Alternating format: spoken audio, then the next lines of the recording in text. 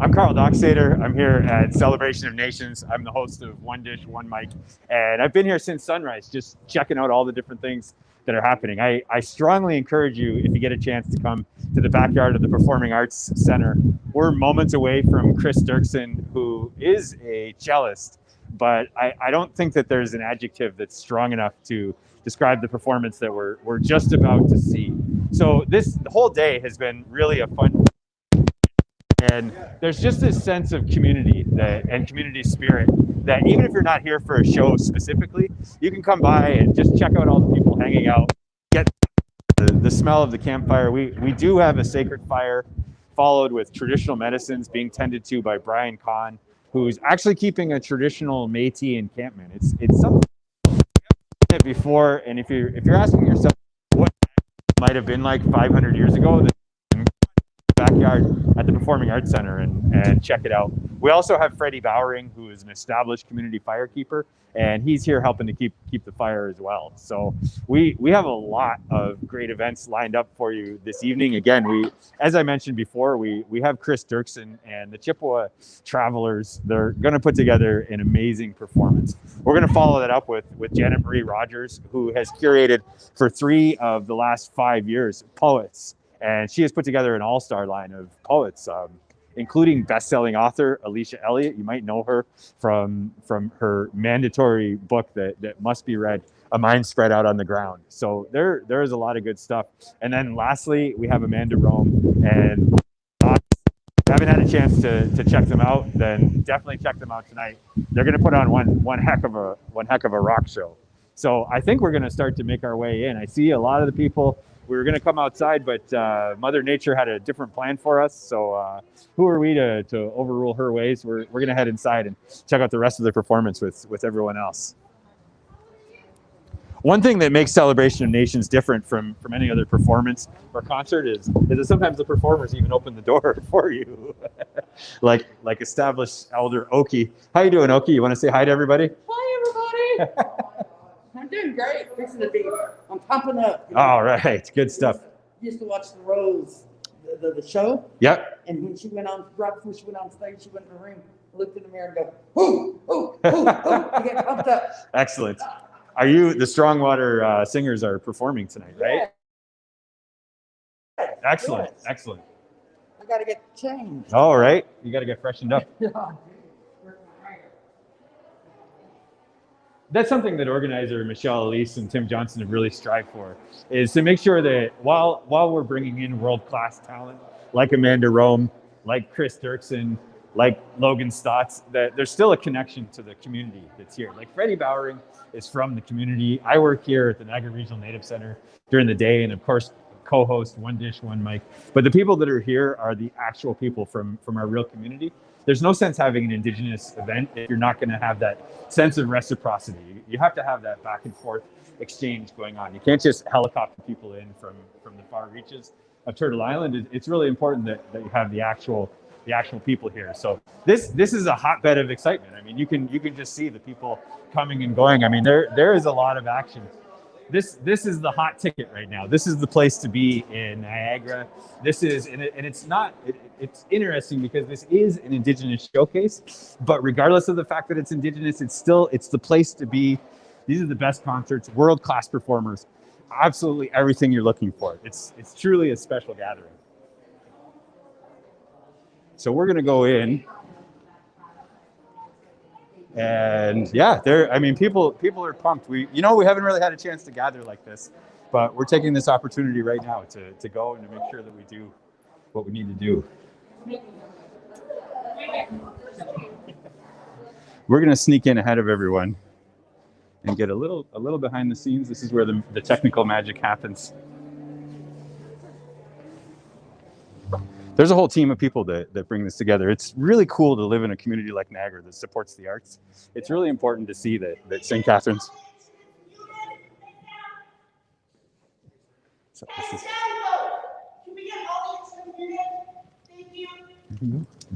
this is some of the magic behind the scenes.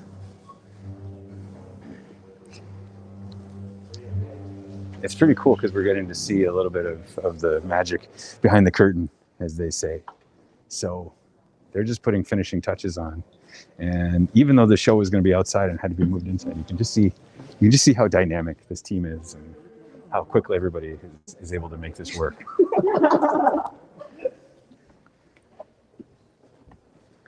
We're so lucky to have Celebration of Nations, and as I said previously, or in case you're just tuning in, this is just part of an entire night's worth of presentations. So we're going to have an orchestral powwow. That's right, like we're going to take the best contemporary classical music and a world-class cello performer, Cris Derksen, and then the Chippewa Travelers are nothing to shake a stick at either. They're considered to be top-notch and sought-after powwow performers. They're going to be performing in just a few minutes. We're minutes away from that performance. Then we're going to have a little bit of a break. And if you're traveling to the area, you can still come here and you can still check out. Janet Marie Rogers, again, has put together the Poetry Café. This is the 5th year in a row that they've offered the Poetry Café here at the 5th annual Celebration of Nations. We're finding a way to use the technology to move this forward in a good way, and we're going to have the people coming in here to join us soon, and this is going to be a world-class show that we're looking at. And then of course it's Logan Staats again, who has just been an icon of pop performance, an amazing rock star, gifted, willing to give back to the community of Six Nations. Logan Staats can be found in and around Six Nations events and different things that are happening, and he's a genuine talent. And of course, Mandy Rheaume is a gifted Métis folk singer. If you haven't had a chance to check out her music, again, you're going to be in for a real treat. So this is the finishing touches. These are all the pieces being put together.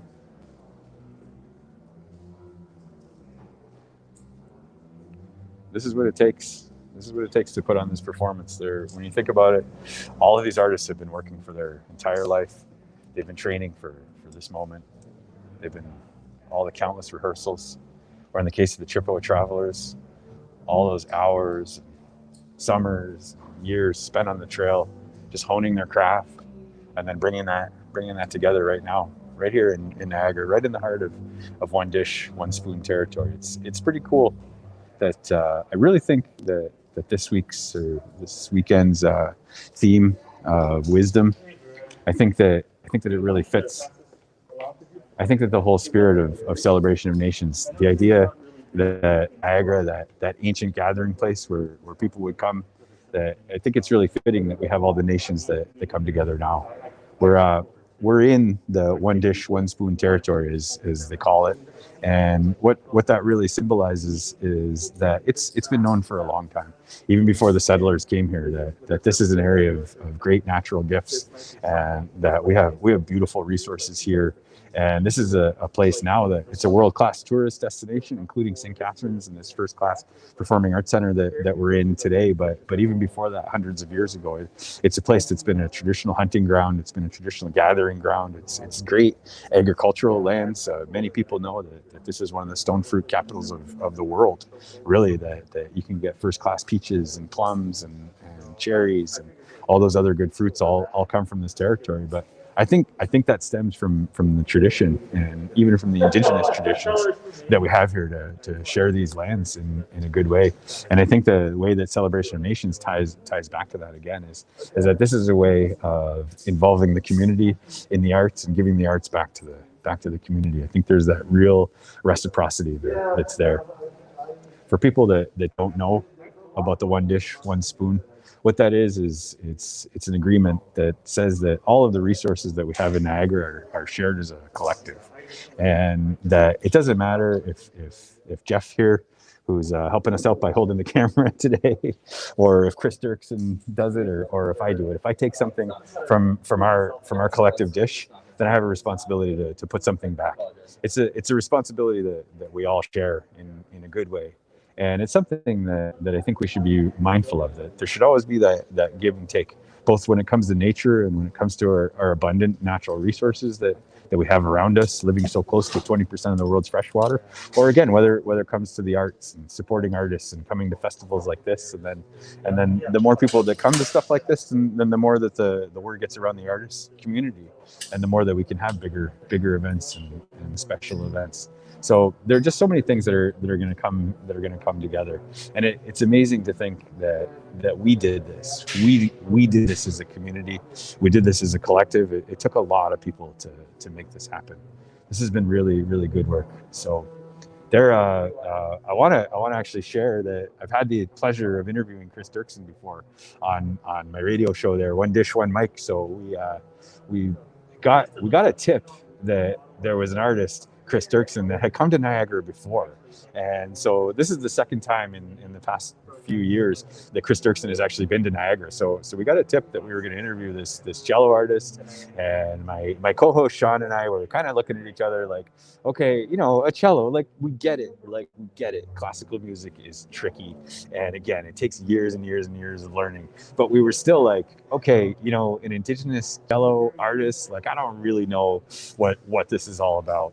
So we interviewed Cris, and first off, she's brilliant, and she understands her craft, and she gives a great interview. I'm hoping that we get a couple minutes with Cris at some point tonight. But above and beyond that, when we stayed and watched the performance, there just aren't words that can adequately describe all the different styles that are going to come together. And then I know from having seen the Chippewa Travelers on the trail that again they're special in and of themselves. Cris Derksen is special in and of herself, and you're going to take those two special forces and you're going to bring them tonight for an orchestral powwow. Again, this is a first time thing that's happening tonight with Celebration of Nations. This is something that we just haven't seen the likes of before. It's really going to be profound. I can just feel the energy in the air. There's just this palpable energy of anticipation of something really special that's going to happen. There's just going to be this performance, and I just think that as a people, as Indigenous people, and in light of everything that's been happening and all of the hardships that our community has faced, both in the past couple of months with the uncovery of all of the graves at residential schools, but also with the work that's been done from generation to generation, that all of that is culminating in events like that. All of that is coming together in a moment like this, when we can work together.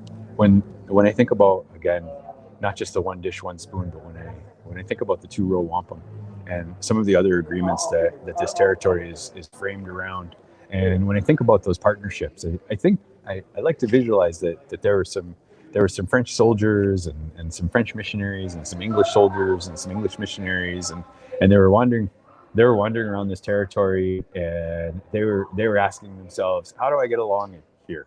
How do I get along in a good way? And so what I like to believe happened around that one dish, one spoon agreement time was that Indigenous people said, here, let's show you the best of what we have. And let's show you that the best of what we have is a lot. And so then as the Europeans settled in and as time passed, I think that now we're getting an opportunity to participate in some of the best things that Western people have. And I think that's culminating in the Performing Arts Centre and in the entire Celebration of Nations gathering that we have. I think that this is a world-class Performing Arts Centre. This is something that the people of St. Catharines said, we want this.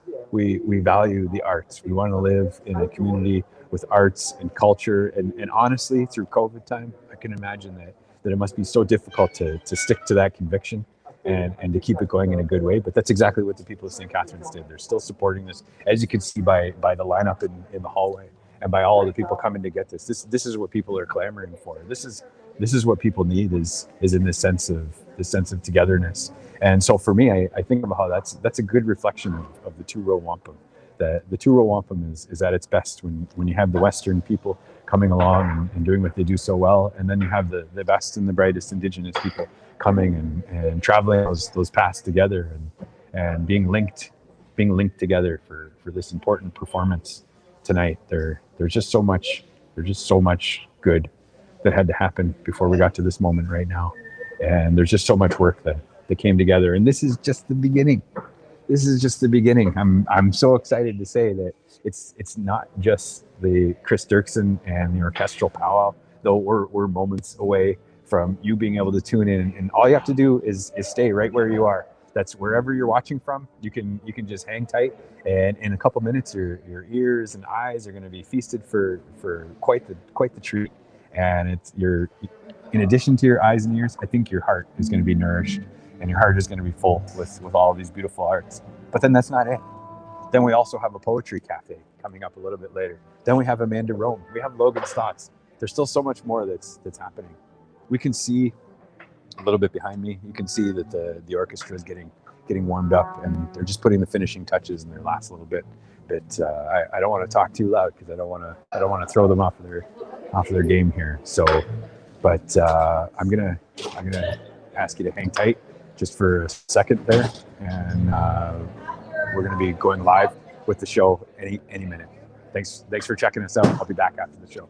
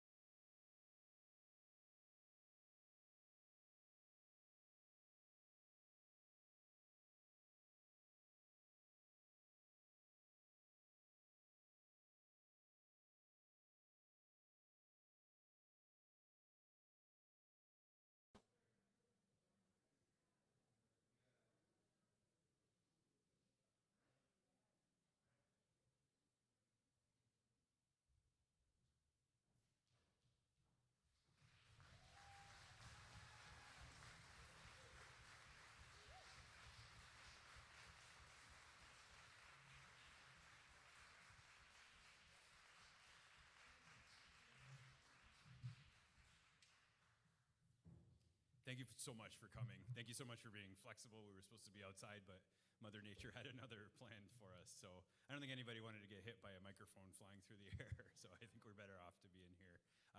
I'm Carl Dockstader of One Dish, One Mic fame.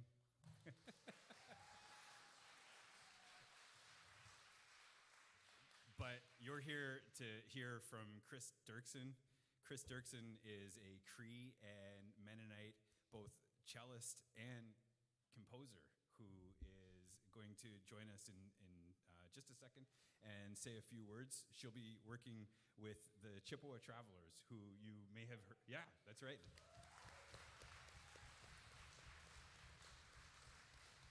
You may have heard them performing with the Halushi Nation, or hopefully you've seen them out on the Powwow Trail from back in the before times when we could do powwows and stuff. So without further ado, I would love to introduce Cris Derksen, and you're in for quite the treat. Thank you. Thank you so much. It is so incredible to be here in the human form. I think we all feel super, super blessed to be able to do this again, get back on that horse after, as Mark was saying, our 2 years of lockup. I am so thrilled to introduce the members of the Niagara Symphony Orchestra, who will be performing with us as well. I'm going to say that my mic's a bit boomy and a bit loud. So if we can maybe hone that a little bit as the show goes on. We're going to play this song called In A. It's a tuning song.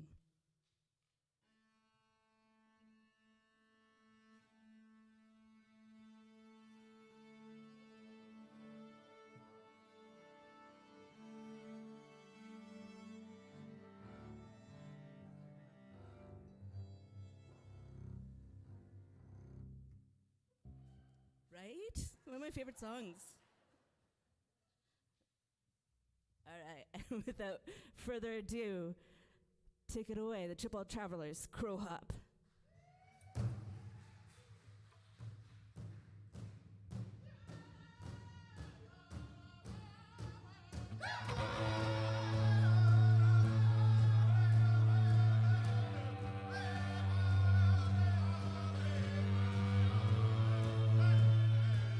Hey!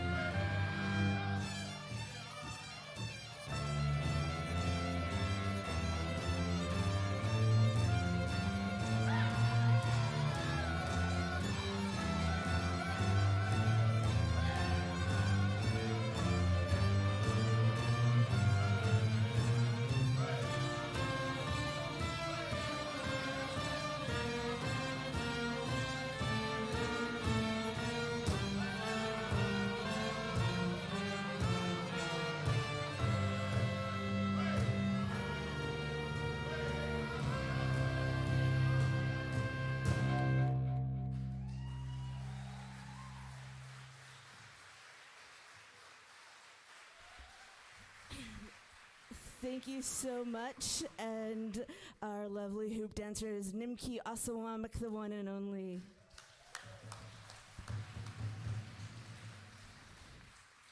Me and Nimki have been working for about 8 years along with Jesse.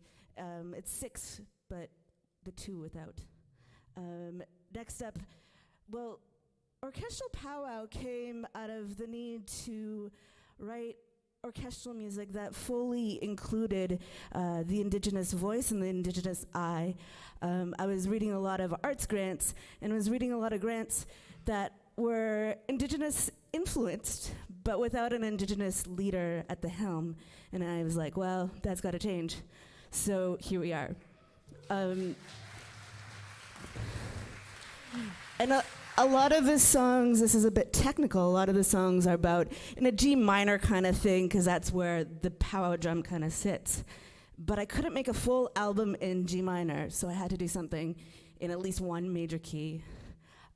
So this is called Mozart's Ghost, because I drummed up some Mozart within me.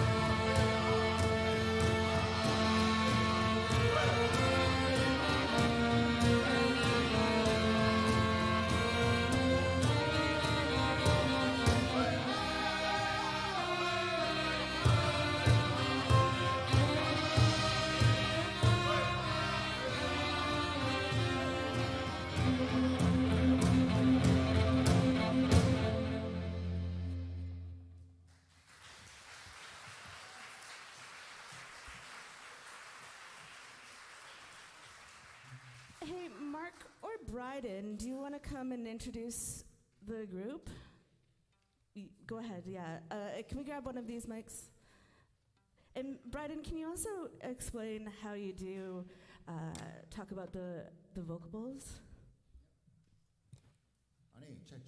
Ani, bonjour. Ani, kinawia. Bryden West Quincy, Nizikas, Makwado Dem, Nashming Donjba. I just introduce myself in my language. My name is Bryden West Quincy, Bear Clan. I'm originally from Cape Coker Reserve, which is on the Bruce Peninsula area. So I'm the nephew of my uncle here. He's is the leader of our drum here. It's a family drum. And we're Chippewa travelers. And the style of singing that we do is like powwow singing.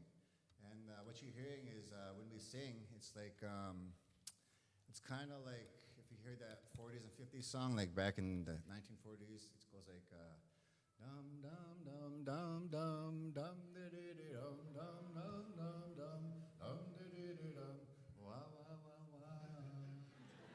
So back in the day, people were like, what the heck's that? So it's like a form of expression without any words. So when we're singing, it's also like a form of prayer. Because when we're around our drum and our ceremonial items, we're always in good spirits. We're always being thankful. We're always being positive around those drums. Because when we sing, you know, there's spirit in that drum. It's not, we don't consider the drum as an instrument. There's a spirit in that drum because it's built with trees and animals, right? So, and we offer tobacco before we take those lives of those plants and those animals, right? It's always about giving back and being respectful. So yeah, when we sing, it's just about feeling. You can just feel the expression. Just feel whatever you're feeling. It gives you good feelings, right? So. So with that, I just want to say just Chimigwech, thank you. And some songs we do sing in our language, but for tonight, most of our songs are going to be just right from the heart. There's no words. It's just expression without any words. And just Chimigwech, and enjoy the rest of the night. Aho.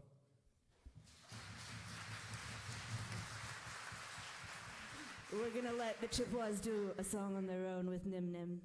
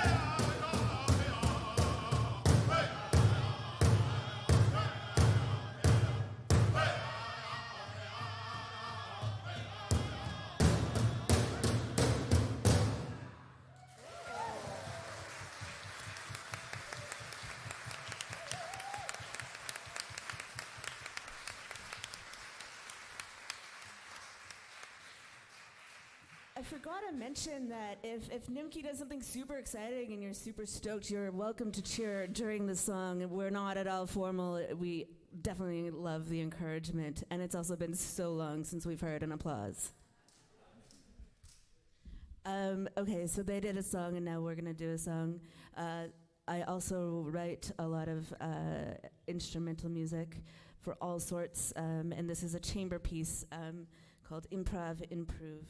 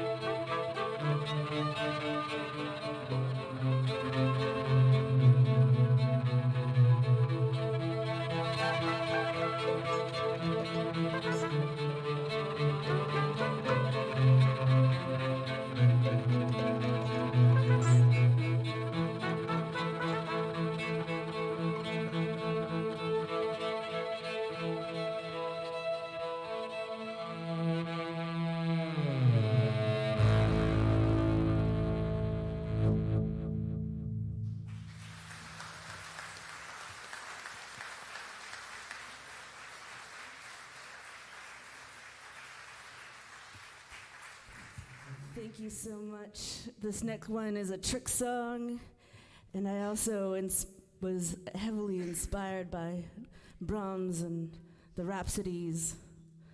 And whenever you're ready.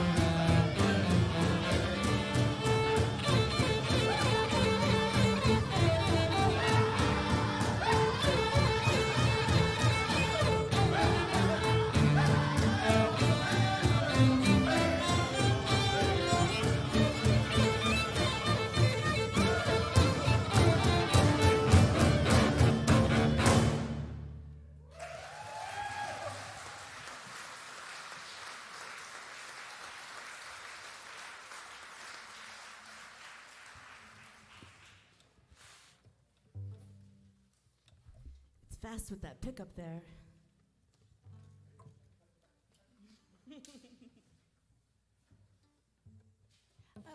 I wouldn't mind having a little bit more of the strings minus me up on the monitor side. I'm not too sure if you folks want a little bit more strings on your side.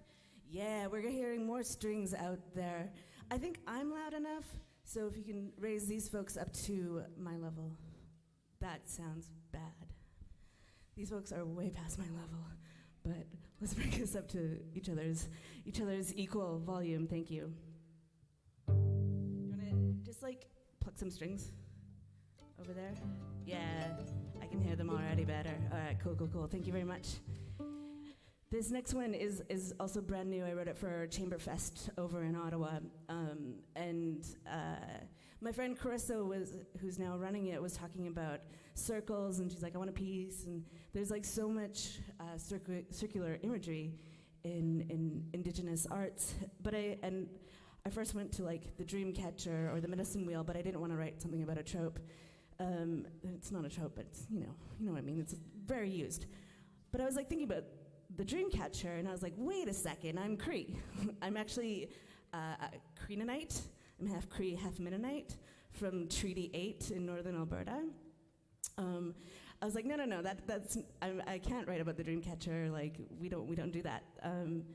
But the dream catcher got me thinking about spiders and the webs, and so I was like, what kind of Cree mythologies or Cree things can I look up? And it turns out that there's a story about creation and the spider that comes from Cree folk, where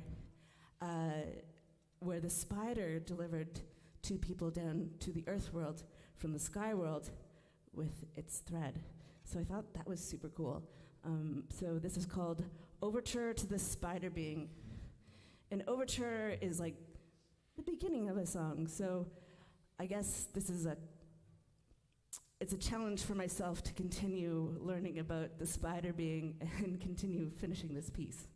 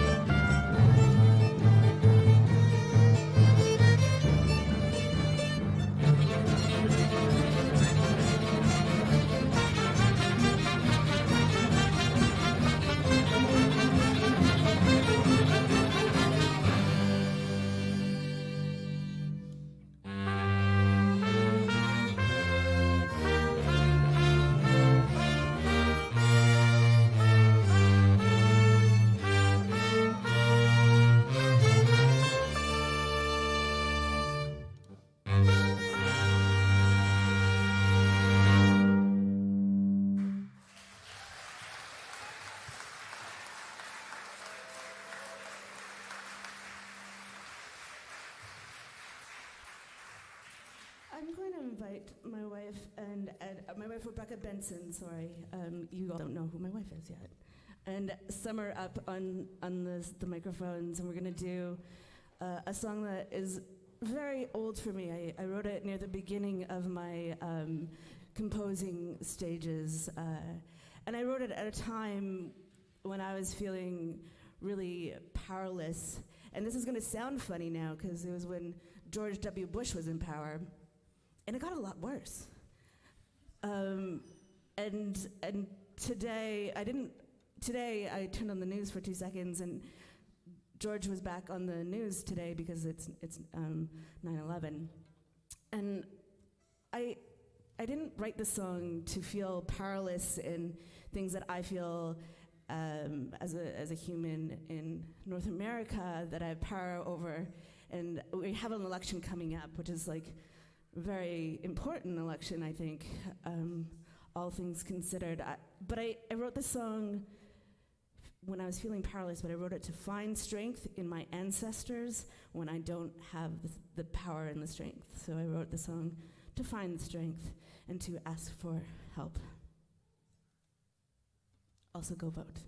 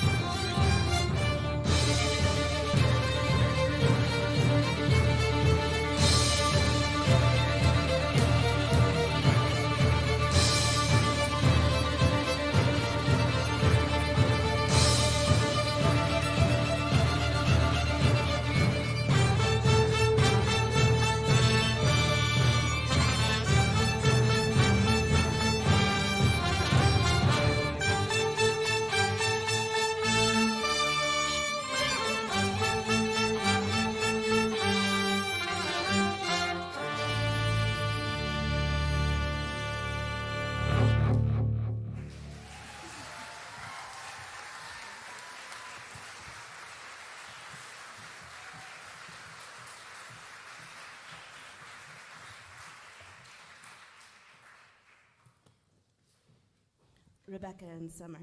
It's so good. We just have a couple more for you. This one comes from the album that this show is based around. That's Orchestral Powwow. It came out quite a long time ago. It came out in 2016. And originally, I never meant it for it to be a live show. I used 5 different powwow groups, and as you can imagine, one cannot travel with 5 different powwow groups for one show. But a lot of the pieces, I did use Chippewa travelers that we worked together in the studio to create. And this is one of the pieces that just ended up having this whole life on its own, and symphonies across North America have all played it now, which I think is really special. It's called Round Dance. Oh yeah, and usually this is about the time when most artists like peddle their wares and like, meet me out back, I've got some CDs. I don't have any albums. I don't have a CD player. I don't know if you do. But feel free, the Orchestral Powwow is on the internet. You can stream it live if you want, or you can stream it, you can download it, do what you want to do. Music, for me, is to be shared.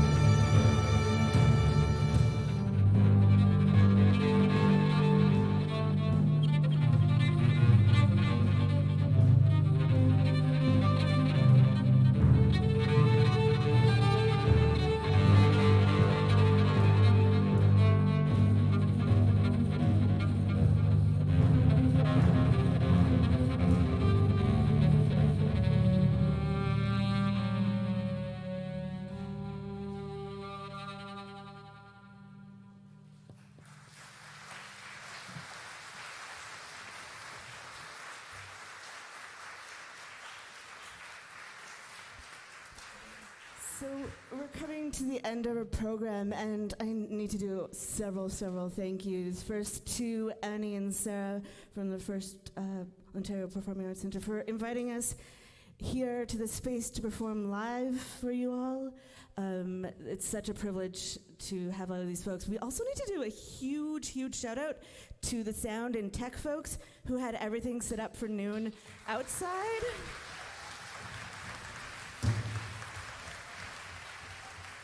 And had like 3 hours to redo everything inside. So thank you so much for everyone's hard work and the blood, sweat, and tears, literally. Jesse's gonna do his drum solo in this next song. This is Jesse Battert, everyone.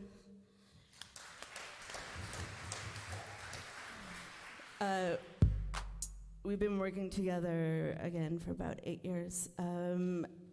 We gotta thank Agent Owen for also helping this all make sense.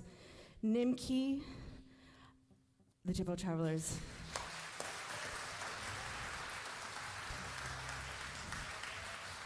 And a huge shout out to the Niagara Symphony folks who got the music and some of the music for the first time last night. Thank you so much for your flexibility and also for the extra time that you gave into this show. It means so much to me. Thanks so much. So we've got a bit of a banger for you to close the night with. It's called Intertribal Happy Feet. When do I come in?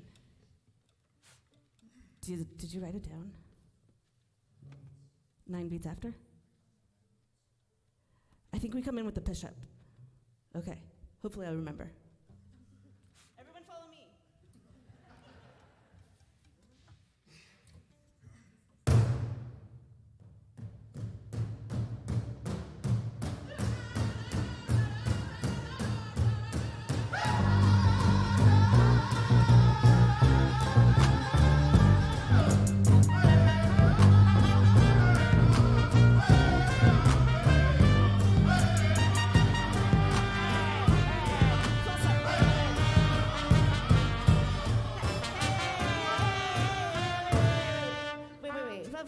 That was a false start. I started too early. I'm sorry. One more once.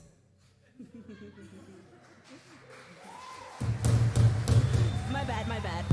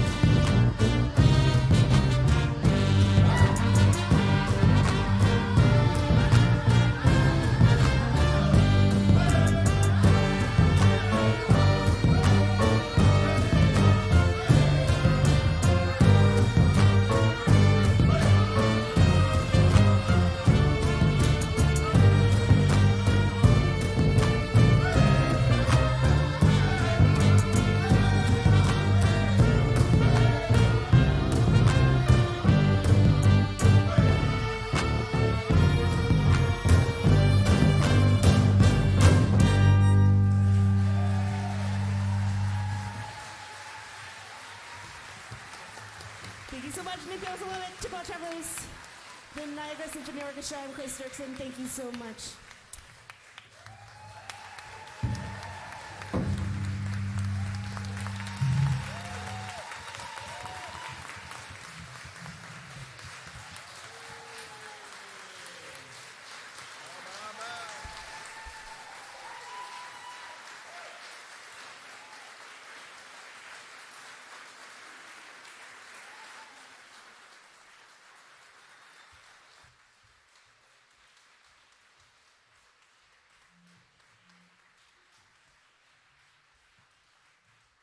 Hi everyone, how are you doing? Wasn't that amazing? Can you believe it? I can't believe it. It's all happening. It feels weird, but it feels good too. My name is Sarah Palmieri. I am proud to be the Director of Programming and Marketing here at the FirstOntario Performing Arts Centre. And before you head off, I just wanted to let you know, we do have some more programming that we're moving inside. It's at 6 p.m. and it's the Empathic Poetry Café. And it'll be led and moderated by the amazing Janet Rogers, so you're all welcome to come back. And we hope to see you soon again over the weekend. I know it's been a bit windy today, but we're so thankful to have you here. And we're so thankful to the Niagara Symphony, to Cris Derksen, to the Chippewa Travelers. I can't even believe it. So thank you for making a dream a reality, everyone. Thank you.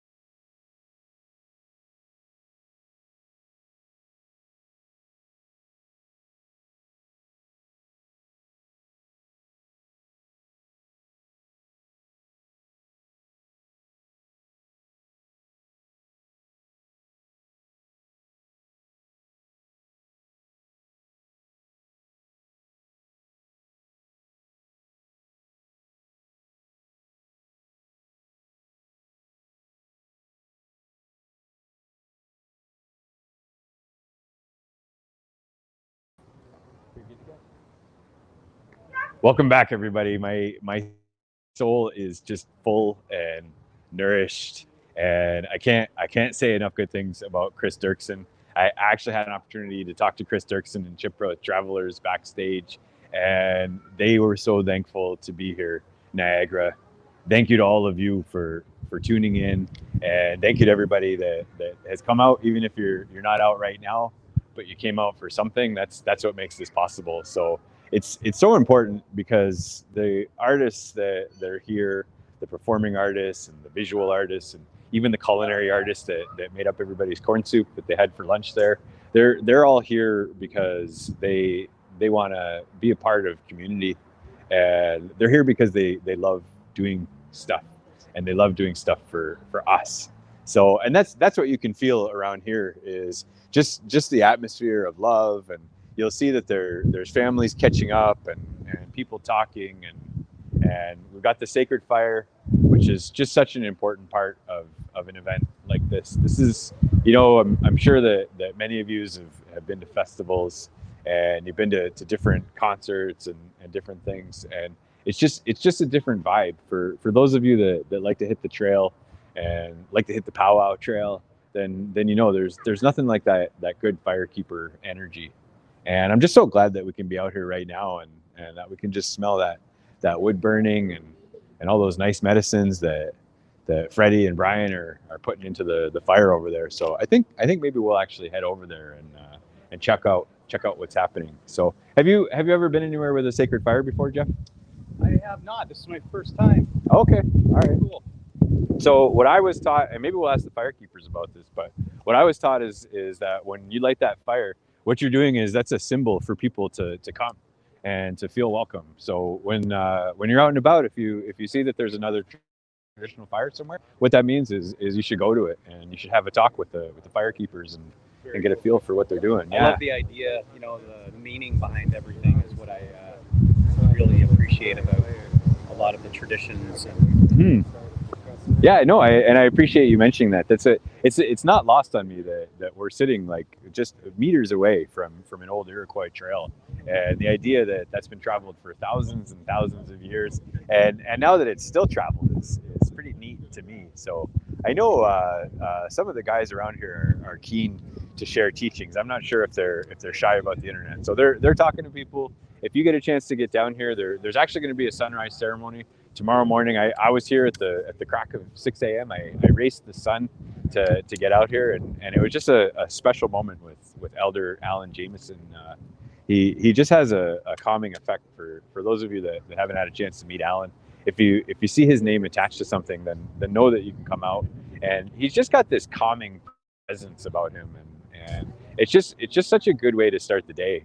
What I was taught about sunrise is that's actually the recreation of the day, every single day, and that we're lucky that this time that I have with you, and this time that you have with me, and this time that we have with these artists, that this is actually a gift that we're spending with one another. And that gift starts when the world is recreated every single morning. Our brother the sun, he gets up and every single morning, no matter what, whether it's a blizzard or whether it's a gorgeous, cool, windy day like this, every single day, our brother, the great hunter, he gets up and he comes all the way across the sky, and he gives us that gift of warmth and the gift of that energy. And I just think it's so special that he brings that energy here to Celebration of Nations. So, and the way that we can give thanks for that gift is actually to come at sunrise, like I did today, and like I hope many of you do tomorrow, and to listen to the elders. We're lucky to have these elders in this community that are sharing these teachings with us. We're lucky to have an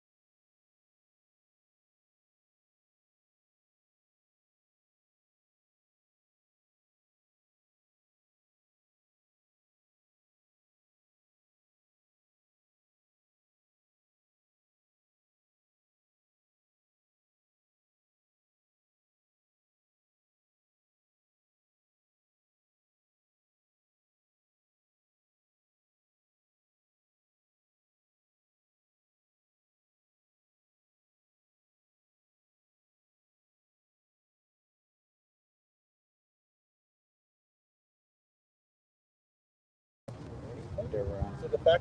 All right, we're back out by the fire, and so we just listened to Cris Derksen and the Chippewa Travelers and the Orchestral Powwow, and it was just such a special feeling. It's pretty neat actually that Cris Derksen was able to come. It really is just this special atmosphere that we have here. There's people hanging out and old friends getting reacquainted, and we have this authentic Métis encampment that got built up here that our friends Brian Kahn and Derek Pont brought for us. So it's they did their best to recreate this in the traditional fashion, and even Brian himself is dressed in the traditional gear of his people, the Métis people. So it's really awesome that we have this rich heritage here, and that we're all able to take this in and to really put a pause in our busy lives. You know, we get so caught up in our day-to-day business. It's nice just to be able to take a break, hang out in the backyard, put some tobacco in the fire, have that conversation with an old friend, and wait for all the wonderful artists that are coming in. So we're on the verge of a really special treat.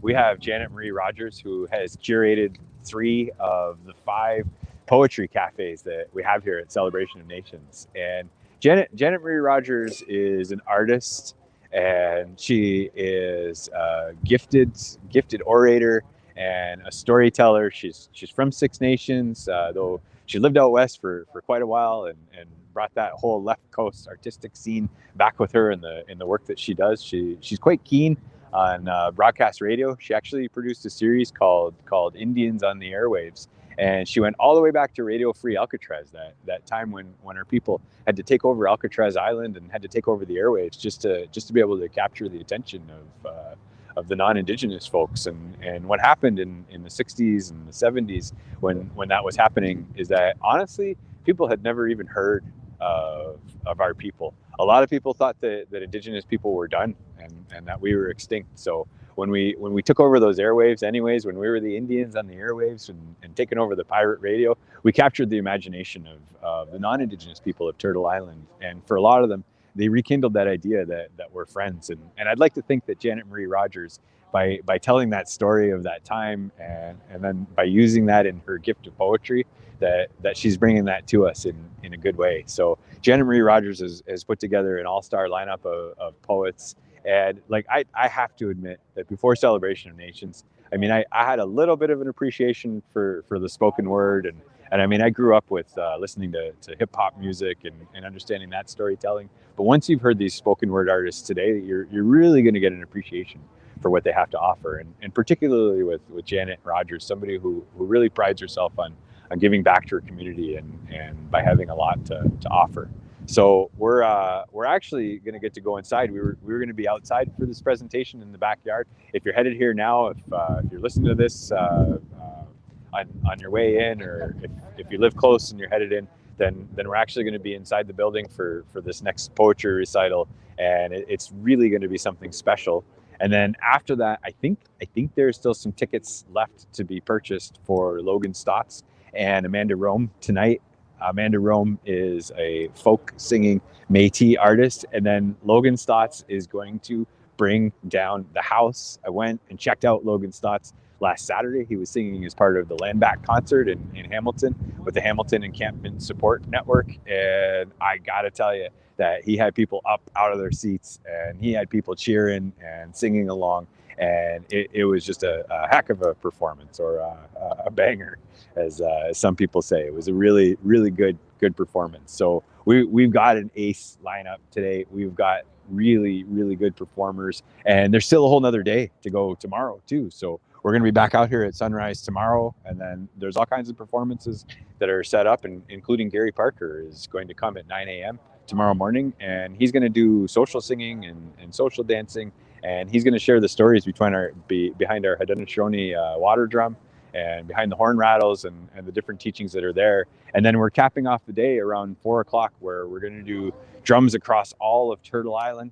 So Michelle Elise Burnett had a vision that we would drum here, and we would bring together all the drums in this territory, and then we would invite other territories into it. There's been national coverage of this event, and from coast to coast there's going to be drums across Turtle Island. So there's still a lot to look forward to for today. But up next, we're just minutes away now. The poets are getting ready. I had a little talk with Janet Rogers just a couple minutes ago. She is so excited to come back to this venue. She always feels so welcome when she comes to Niagara, and she has so much to offer to us. She's just getting warmed up with the other artists. And then I actually walked by and Logan Staats was doing his sound check earlier, and I was an entire floor away from where he was doing his sound check, and I could still hear all that rockin' sound and all those good tunes. So we're gonna give you a minute to get ready. If you got some popcorn that you want to put in the microwave, or you want to pop in the frying pan, or however you do it there, or you want to go and grab yourself a Michael Bublé or whatever it is that you like, then get ready. Or if you're headed here, then I can't wait to see you just inside of the building. Thanks for checking out this year's Celebration of Nations, and I'll see you on the big screen a little bit later. Nagitwa.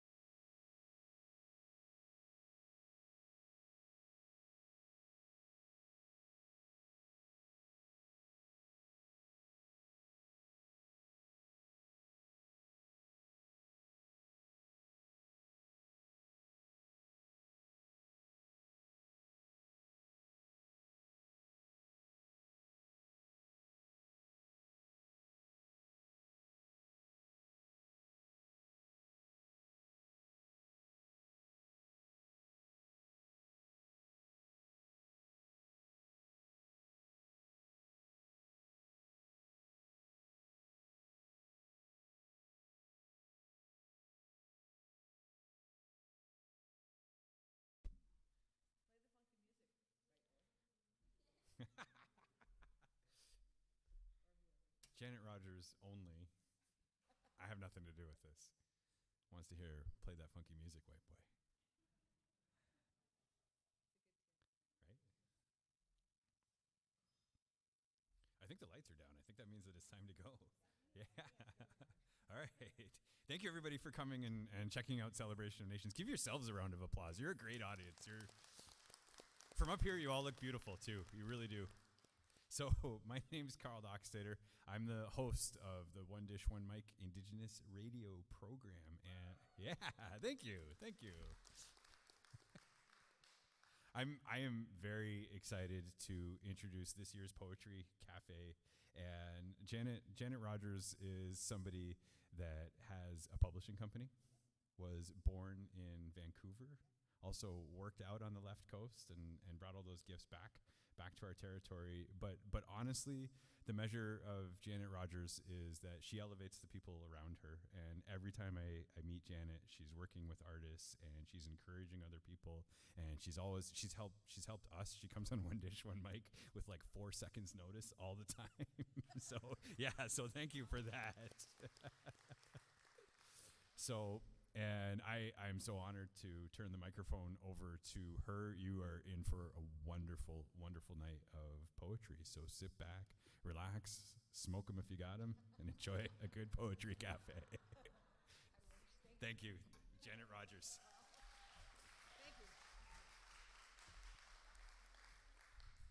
Hey, Sego. How is everybody? Carl is absolutely correct. It sounded like a trivia. You were doing trivia of me. She's on the West Coast and she does this. And I'll introduce myself, then I'll just go ahead and do that. So my name is Janet Rogers, and I'm Mohawk Tuscarora from Six Nations of the Grand River, where I live and operate I work full-time as a writer, and I operate Orchestral Publishing and cigarettes. Soon to have cigarettes. Just because I've registered my business on Six Nations, and you get a cigarette quota when you register your business on Six. And so I'm kind of figuring out how to supplement my income as a publisher that way. But yes, I was on One Dish, One Mic because Carl gives me lots of room on that show, and I really, really appreciate that. I miss doing radio, as a matter of fact. Did radio for over 10 years when I was living as a guest on the west coast of our nations. And what I had learned there was that it's so interesting to live as a guest somewhere else. And during that time, I often would come back home and would kind of grab up everything I could from my territory when I would make visits back home. And I thought, why don't I just move back here? And I did, and that was 2 years ago. So I'm still kind of coming back home. But just to follow up on what happened this morning. So when Carl invited me to be on the air with him on One Dish, One Mic, there was some trouble with the phones, and that happens, and it's technical, and what are you going to do? And then later, last night, I got a call from one of our poets, our elder poet, Jan Longboat, who just moved house. And she said, she's way too tired and her body is way too sore from the business of moving house. And she said, I don't think I'm going to make it. I said, that's fine. And then I got another email from our poet, one of our poets, Alicia Elliott, who actually was going to be introducing her poetry for the very first time. And I was really excited about that. But she too is not well. She's fine. She goes, it's not the COVID. Don't worry. She assured me she's double vaxxed. And but so it's kind of been like this comedy of errors today, and I think I just need to surrender to that energy. And so we're going to keep it loose and light and nice and friendly and cafe-like. So you just snap your fingers. Let's snap your fingers if you're down with that kind of vibe today. That's how we're going to roll today, everybody. So yeah, I work in poetry. Just to finish my own introductions before I start to introduce you to the two poets who actually matter today. who made it here and are showing up. So I work in poetry first and foremost. I had then started to work in media poetry and working in video poetry, and I keep working in video poetry, and now I'm doing some script writing. So expanding, always expanding on the writing and challenging myself, and trust me, I am climbing a learning curve that is really, really challenging me, but I'm enjoying it. So what we're going to do this afternoon is we're representing the three sisters this afternoon. And I think, yes. And I think I'm going to, the three sisters being, of course, beans, squash, and corn. And I think I'm going to designate Laura Kooji as the corn. Stand up, Laura, because you have lovely green outfit on. And then, so it's up to Nea and I if you want to be beans or squash. Squash. Nea's going to be squash, so I am the beans. That's for sure. I can deal with that. So, and we're going to do, we have prepared some lovely poetry sets for you. And thank you, everyone, for showing up in our live audience, and also those who are tuning in on the live stream. This is really quite an interesting time, I mean, in all kinds of ways that we're living in now. But one of the things is, like, it's kind of wonderful that we can share these programs with people who are at home as well. So hello, everyone who's at home. The theme of Celebration of Nations, and again, I want to congratulate the team Celebration of Nations, because this is 5 years that this has been going on, so it's become definitely an annual event. And 3 years now that I have been invited to curate the Poetry Café, and I'm just so excited about that, because we get to showcase the wonderful Indigenous poetry and the work of Indigenous writers during this time, and I really am very, very grateful for this opportunity. That's from the heart. And what we're going to do is work with the theme in a way, the theme of the festival, and that is on seeking wisdom. And I thought, you know what? I'm going to take that theme one step further and work it into on seeking woman wisdom, because it's a very specific thing. Yes. We can be pro-woman. Yes. Thank you for that. And we have the crew to do that. So here we go. I'm going to introduce you to the writers, and then they're going to take it away and share their sets. So first off, we have Laura Kooji, who is an Anishinaabe from Nipissing First Nations, Mesquananisi. All right. Odedum. All right. Red Tail Hawk Clan. She was raised and currently lives in Dish with One Spoon territory. Laura's first collection of poetry, No Rainbow, was published in 2018. In addition to writing, Laura is a beadwork artist, musician, and community educator. Laura is passionate about Indigenous language, revitalization, and studies Anishinaabemowin and Kanien'kehá:ka languages. That's amazing. Please welcome Laura Kooji to the stage. The corn. Yawa miigwech for that lovely introduction, Janet. Just to clarify, I did not bead what I'm wearing. This is the work of my friend Gaseniosta, as seen on Rutherford Falls. So quick plug out to my girl Gaseniosta. Anyway, I'm going to share some poems with you. I never sought out to write a book. This kind of came to me in a really interesting way, roundabout way, and I'm really grateful that I got the chance to do it.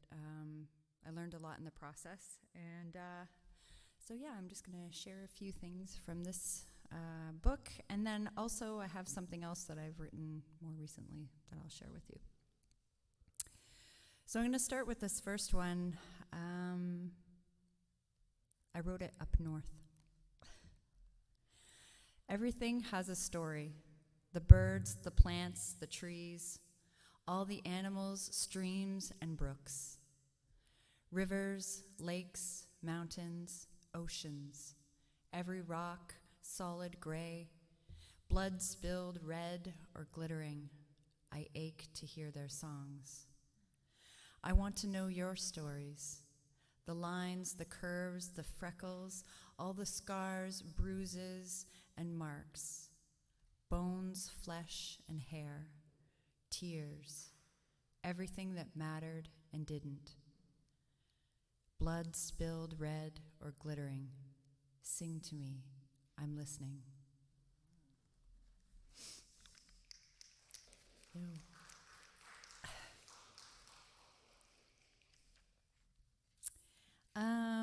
So this one, I have a kind of a special memory of reading this one. It was the first time I ever went to New York City. I got to meet a friend of mine, Shawnee, and in my book, I actually didn't title my poems. I numbered them in Anishinaabemowin, and so, but this one has a nickname now. It's Shawnee's favorite because it's Shawnee's favorite poem that I've written. So I always think of Shawnee now every time I read it. I wish I could hold your hand, walking through the woods. I want to kiss you leaning against a tree with birds singing to us. I long to smell the moss when we pause to smile. I wish you could keep the fire. I want a smear of ash to brush against your face and catch my eye. I long to see your hand on the fork, bringing in the grandfathers. I wish I could go rice with you and laugh really hard at your jokes. I want to go gather spruce tips and horsetail, and I long to give you raspberries on your pancakes and cheeks. I wish we could tap trees together. I want you to brush sweet water on the bottom of my lip. I long to sit with you and sing as the pot boils. I wish I could see you dance. I'd bring you water. I'd join you and follow behind like always. I long for us to take turns and switch places. I wish I could sleep under the stars with you. I want to see the firelight make your skin glow. I long to see the flicker of the flames in the reflection of your eyes. I wish I could swim in the lake with you and hear our laughter echo. I want to watch water roll off your shoulders and down your arms. I long for our medicine to join the water and touch all of creation.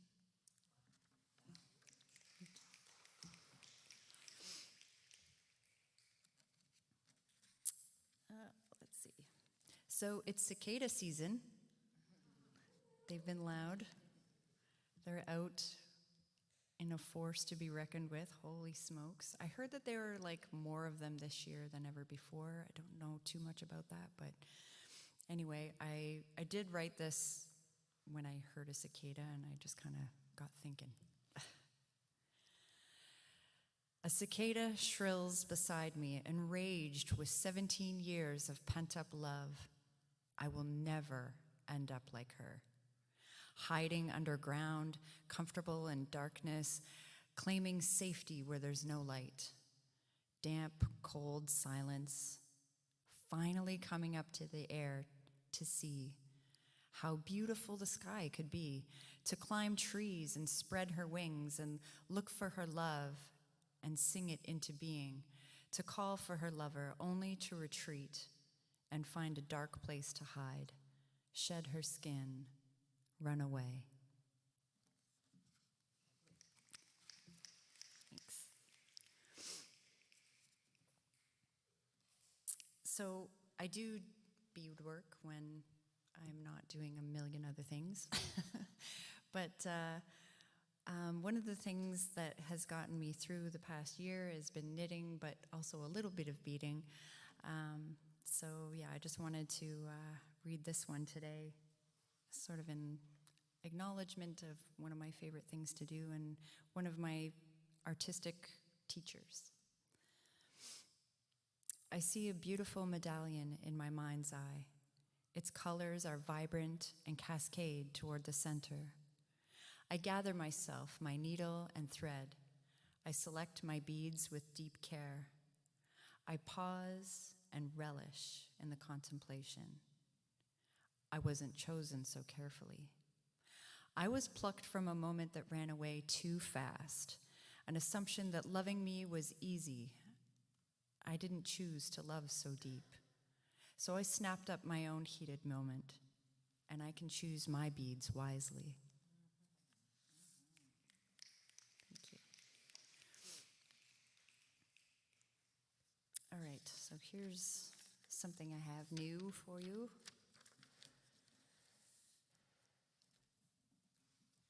So I know that this year is probably going to be a little bit different than last year in terms of our winter, but this past winter was probably one of the most difficult winters I've ever encountered. I don't know about you guys, but I'm an extrovert, and you know, going out and doing things and seeing people is like my entire life. So this is a little bit of a love letter to last winter. Add this list to the list of things I thought I'd never write about in my lifetime. The list of what the pandemic has shown me. It's not a list of mystic teachings or like romantic spirituality, you know, zip file downloads from the creator. It's not a list of graphic violence or graphic trauma for pornographic consumption. This is a list of extroverted grief. This is my list of introverted celebration. This is my list of mundane, of excitement, of boredom, of chaos, of sensuality, of fascination. This is my list of disappointment. This is my list of inspiration. Anska. I love the way plastic knitting needles feel when they glide against each other. Degani. Seeing my friends on a video chat just made me miss them more. Asa. Jimmy Fallon is quite handsome. Gaillardi. There were times I thought I'd never be on a dance floor again. Whisk. I imagined explaining to my grandchildren how we disinfected our groceries in terrible detail. Yayak. The year 1321 in Europe is the same as 2021 on Turtle Island, but 1321 on Turtle Island was way different than in Europe. Jada, Nijwaswe. I don't tend to watch shows more than once. I always got to keep it fresh. Nshwaswe. Untangling yarn is almost as relaxing as knitting. Zhongsui, are they ever going to do another season of Fleabag? Madaswe, I ordered 100 clasps for those mask clips that I was going to bead. Never got to beading them. Madaswe Shibejik, I made 2 sweaters, a baby blanket, a couple of dishcloths, and 5 pairs of slippers. Madaswe Shanish. I sewed 75 masks to give to the community. Madaswe Shinswe. I read my grandfather's diary. My great-grandfather's diary. His casual talk of the Spanish flu was comforting. Madaswe Shiniwan. When the winter got hard, I remembered that my food cache is more than my ancestors could dream. Madaswe Shinanan. I didn't set any goals. I had barely any motivation, and that was awesome, temporarily. I'm grateful for this list and the beautiful stillness I was taught. I'm privileged that I had a chance to get so quiet when my entire life has been so loud. I wasn't okay sometimes, and that was okay. I took the rest I never knew I needed. I found beauty in details and in barely noticed moments. I cherish more now the things I never thought I would have to live without. Live music, the dance floor, time spent with family and friends. I didn't abandon myself. I was stuck with me, and it was actually pretty great, except for when it wasn't. But that turned out to be okay too.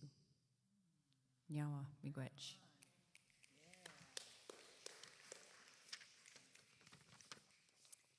All right, I think I have one more. Sorry. Do I have time for one more? Yeah? Okay. All righty.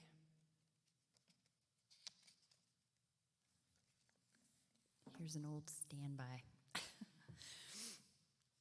I take my clothes off. I can't wear logic or illusions to bed. I can't be a prisoner in my head and give head. I'm naked and not closed off. To the heat, which is just science speak for energy transmission, and now I'm wishing I had a clue how to do this. My newness, with no walls but a sniper in the hall. Brass poles and black floors held me up before. I move wild and free, and I let you see me. I let go, I blush, I get flush, and the sweat under my skin is centuries old. A labor of love in the making, free for the taking. I give it to you to lick, water from my sacred slick. They saw us in our ceremonies ages ago. Later, they'll write about us and study from the pages before, and I do this because inside the wise of my grandmother's eyes was a fire that burned so bright with light it had its own language and way of existing without resisting. So now I'm here and my skin is lighter, my mind is tighter, I'm dripping with tears and I'm fucking without fear, soaked in rage. It's all I can do. It's all I can do just to move. I move wild and free. I take a deep breath and I let you see me. The beautiful disaster that is my love, my sex with no regrets that forever is a lie that I'm trying to forget. I open my third eye to look at you. Light bounces off of solid form. Pure energy and light dissolves centuries of fright, flight, and flight. My mind blown confession or admission, my spirit in unity with yours in embrace. My connection defies colonial construction, time, space, life forms spanning through earth and celestial nations. But fear is here, and like the trees that grew 500 years ago, you're gone, but you're rooted in me forever. Nyawa Magwech, thank you.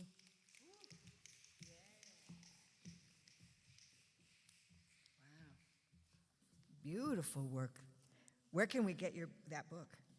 You can find me on Instagram, Laura Moves. Laura Moves.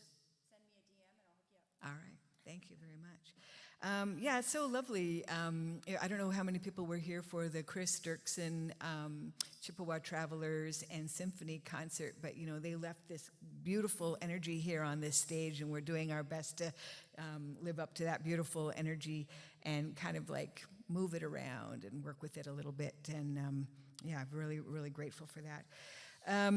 Not to try to steal away any audiences, but I feel it's my duty to let you know that after this poetry cafe, that there is another poetry reading and a launch of a literary work that the Niagara Arts Council Arts Centre is hosting at 7 p.m., just half a block away, in that direction. I'm not sure what direction that is. But they have created a project that is entitled Concrete Cosmos, and Concrete Constellations. And if you've noticed, there's been, if you take a look on the sidewalks for a stretch of 6 blocks, there's some poetry that has been stenciled onto the sidewalk there, and half of that poetry is mine, and the other half of that poetry belongs to a poet and a person who teaches over at Brock University. His name is Gregory Betts, and again, they've invited, this is hosted from the Niagara Arts Centre. So join us at 7 if you would like, and check out the poetry on the sidewalk as you exit the building, and or stay for the concert that's after us at 7:30, and that's Logan, Staats, and Amanda Rheaume, and that's going to be amazing as well. Our next poet is also amazing. So thank you, representing Corn, Laura. Let's give her another hand, another snap and a hand. Laura Kooji. Nea Read is Vancouver-born and Capricorn with an Aries rising. Now, I really respect people that put their astrological signs in their bios, because I think it's almost as important as your land base. It's like, okay, if you tell me what your land base is, I get a really good sense of you. And furthermore, if you include your astrological sign. So way to go, Capricorn with Aries rising.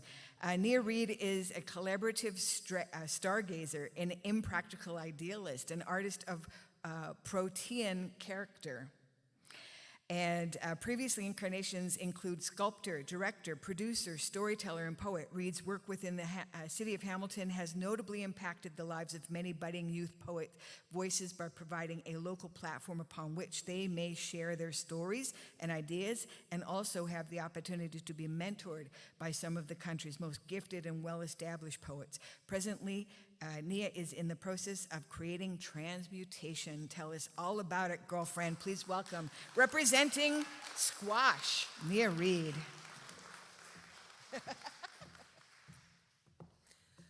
Squash may never taste the same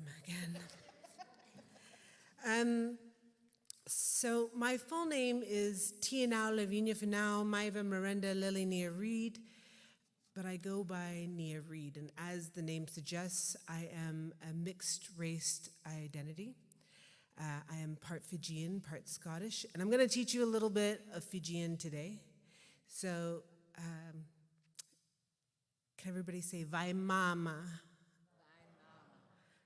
Kaiviti. Kaivalangi.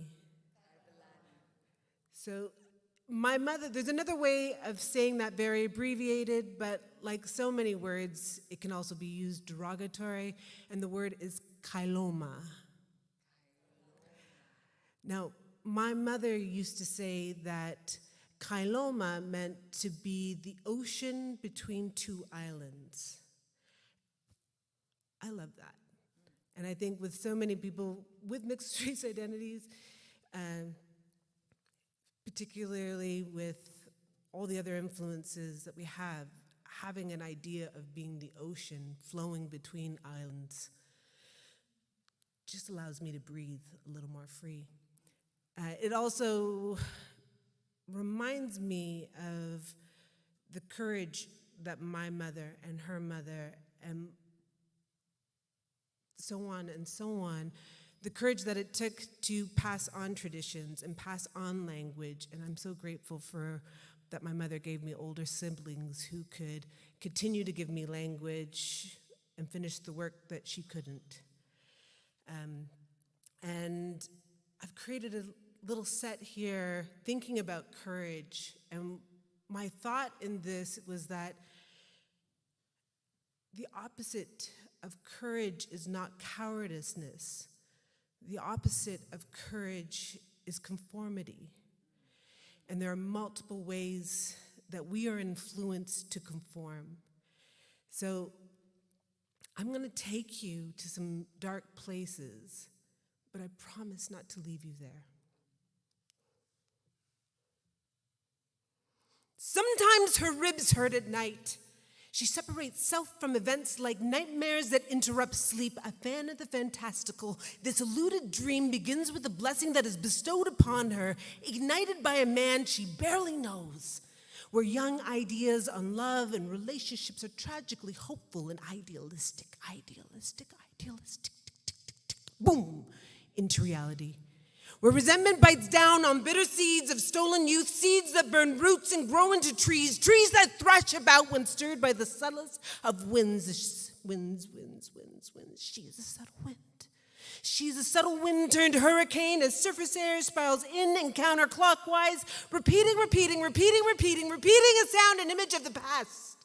She hears a stumble in the dark hours of night, tensions fragmenting shadows of light, the sting of alcohol blocking coherence of breath as voices raise from emotions cage, bodies begin to shuffle in the dark, glass shatters lightly ripping her skin apart, panic filters cries as she blood drips and she flips and trips to the foam, but trembling fingers stutter her intentions. 1119, 999, 991. But violent trees thresh everything within its reach, from moving cars gripped with entangled hair, branches rip bodies from chairs, to concrete spilling bitter seeds that bleed words that humiliate. And although every neighbor can hear, only the mosquitoes are ashamed. Sleeping, she is awake in the world of the dead, spilling convulsions of speech. She breathes subtle winds into tornadoes and nightmares into a constellation of screams. She fights history across transparent skies and desert storms, dragging strangled hope in shivering skin, hoping to wake and break in shattered mirrors and blazing flames, hoping to spit tornadoes into subtle winds and nightmares into poetic dreams. But with each nail that claws at her heart, she rewrites this poem until she figures out what's right with this poem. Forever afters will not always lead to golden sunsets, and healing will always take time. And in truth, this story is not about she, it's about me. But I still use metaphors to hide wounds that haven't healed, like belt buckles won't bruise if you don't see them. I still say she instead of me because I haven't figured out how you stop the cyclings and recyclings of abuse. And it makes me feel ashamed because I haven't finished this poem, but I'm trying.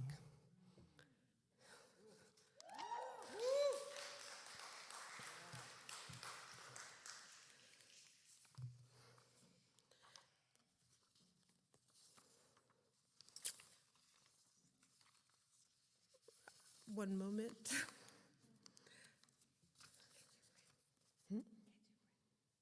my breath, thank you.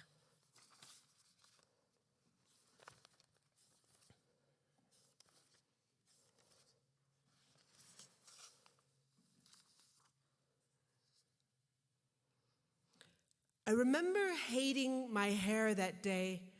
I remember crying to the minister 3 days before. I remember he gave me a way out. I remember he said, "You don't have to do this."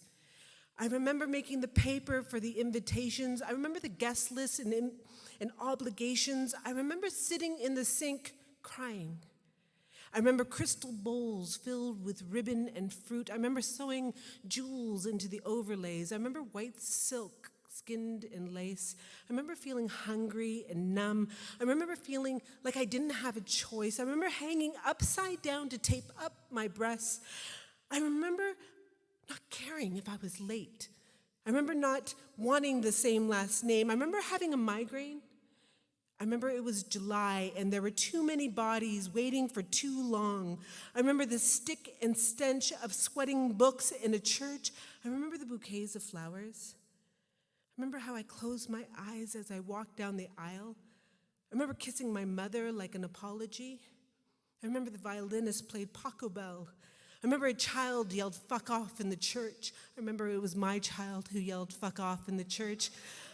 I remember how that made me smile. I remember how the minister made a joke. I remember not hearing anything else. I remember waiting for someone to object. I remember nodding my head. I remember it went by like a flash. I remember his lips on mine. I remember it felt odd. I remember feeling haunted. I remember that we were a nightmare. I remember people taking photos. I remember the photos. I remember everyone looked happy. I remember everyone had a good time. I remember he had a good time. I remember being angry that night. I remember how he threw a party that night. I remember how he unlatched her bra. I remember it was just a joke. I remember how I swayed. I remember sitting on the hardwood floors. I remember how my friends curled around me as I slept. I remember how the bodies made me feel safe. I remember it was our wedding night, and I just couldn't take down my hair.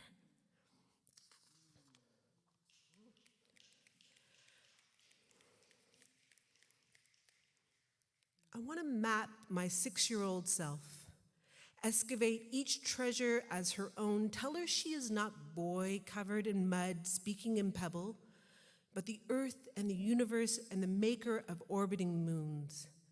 Tell her she is part warrior, part saint, tongued in the image of flame, a honey-lung hurricane steeped in mystery that will riddle Saturn berserk.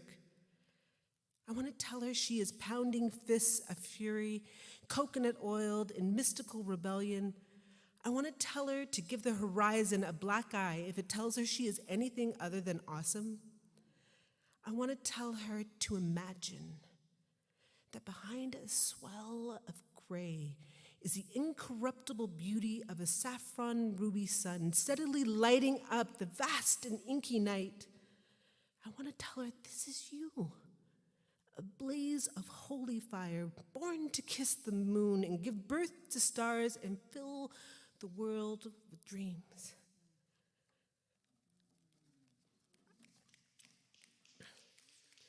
So I'm going to give you two short stories. They're kind of lessons that I've had in love. Probably should be more of a comedy, but so I'm just going to call this series Lessons in Love. It's springtime and I'm 17 in a dingy laundromat, my cable neck Club Monaco sweater caught between two erratic, flamboyant lovers I call friends in the midst of a frenzied fight. And there, sitting at the back table, completely uninterrupted by the clatter and conflict, is a living sculpture of a dream, part surfer, part GQ, cast in Mecca like caramel on a Sunday afternoon. I waft over to his table and ask him if he's ever had his palm read by a complete stranger, and the conversation begins. He, a gifted painter wandering the planet for new inspiration, and maybe it's how he defines art and life as a moment-to-moment explosion, or maybe it's just his Arctic Ocean eyes, but he is the most interesting person I've ever met at that time. We chat intensely through the spin cycle, and before his clothes are even dry, he asked me to drop my plans and spend the day with him, and me, with no money, no way home, no phone because it's 1989, says yes. I rescue my cable net sweater and we head down the street. He leads me through the west end of the city and we trapeze through Kensington, recite half-written poetry to each other in the AGO, slow dance in the park, ferry to Toronto Island, sunbathe on the beach, unpacking all of our dreams and secrets. We lived a lifetime in a day, and by sunset, we're sitting on the swings waiting for the ferry when he jumps off his, stops mine, holds my face in his hands and says, I don't know if this will last forever, but right now in this very moment, I am so in love with you. He kisses me passionately, ferries me back to the city, puts me on a bus, and we never see each other again, providing my first lesson in love. You will never know the exact distance between hello and goodbye. I rescue my In the winter of the same year, I meet Duran Duran transcending. Long dark lashes, big green eyes and braces, adorable with pets, parents, and small children, and most of all, my mother likes him. But mothers can spot a stain in ways that 17-year-old girls can't. She'd say, Isa, you know, I really like this guy, but see, he like a big baby. You know, he like a mama's boy. He gonna be a lot of work for you, you know? Gonna get on your nerves. I sass her back and rattle off all the cotton candy he spews, still hypnotized by pendulums of kettle corn and happily ever afters. And my mother just stares at me, tilts her head, then lowers it, and says, see, you know, a smart woman enjoys the man's bullshit. A stupid one believes it. But my mother's words become a self-fulfilling prophecy. And over time, he really does get on my fucking nerves. Sometimes just looking at him bugs me. Providing the second lesson in love. Sometimes, just sometimes, your mother is right. As the years pass and broken hearts accumulate and the gravity of the world makes everything seem a little bit dark, I meet a poet and fall in love. And he ignites everything that's innocent within me. So what do you do when you fall in love with a poet? You write a poem. I love your skin. I love the way my hand glides over it like a passage of time. Your skin is a canvas I want to paint myself in.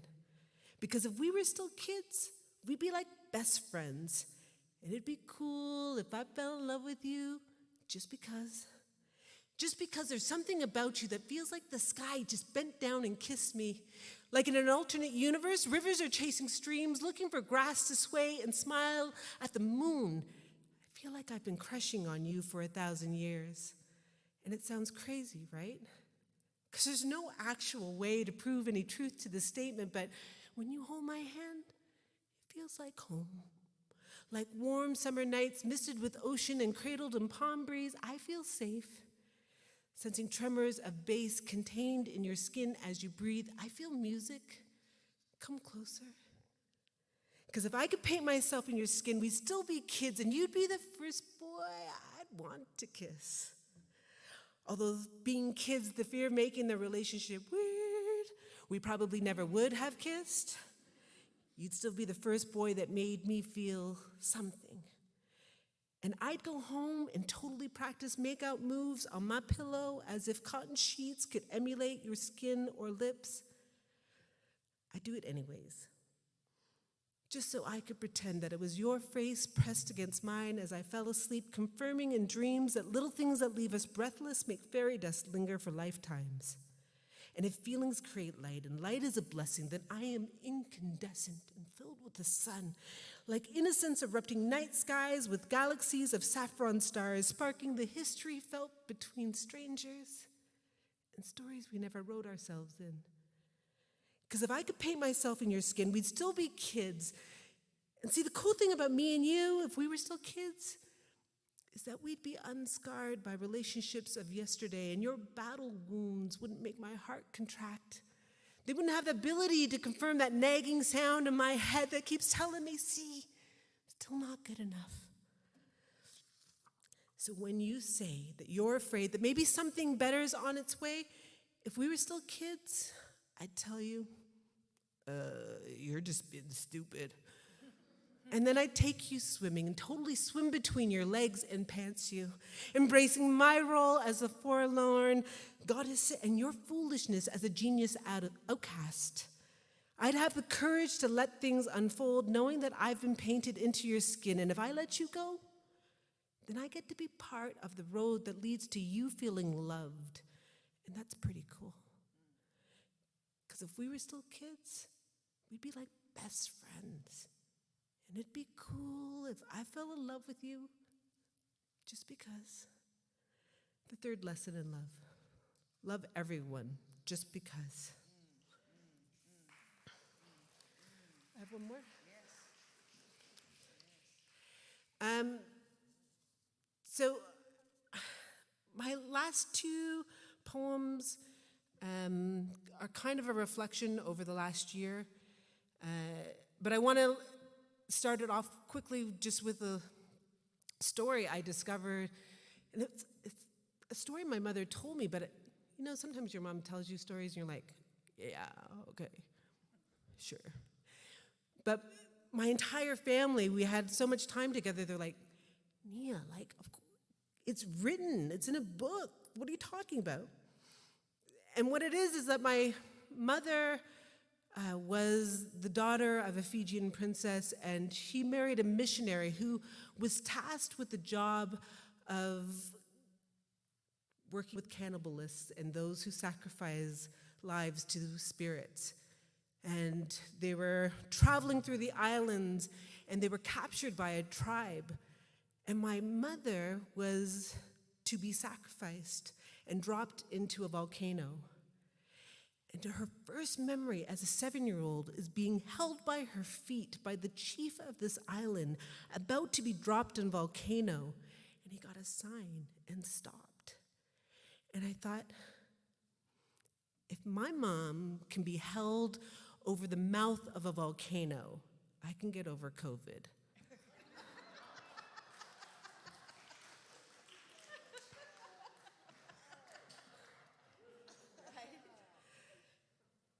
emotional terrorist, I see you.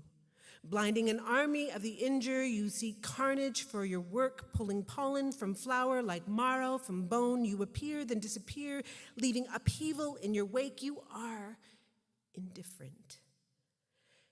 And I ask the universe, how do I pray for the uninformed when El Niño is spun thin between their lips? When I am siloed by those who spit braille into bullets and curse the phonetic mispronunciation of the truth, an anonymous shapeshifter, you are hollowed. But I will not wear veils of names that are not my own or swallow the language of hate. So today I gift it all back to you, transformed in love. Dear Coach, it's no secret that the past 12 months have been a particular challenge for me.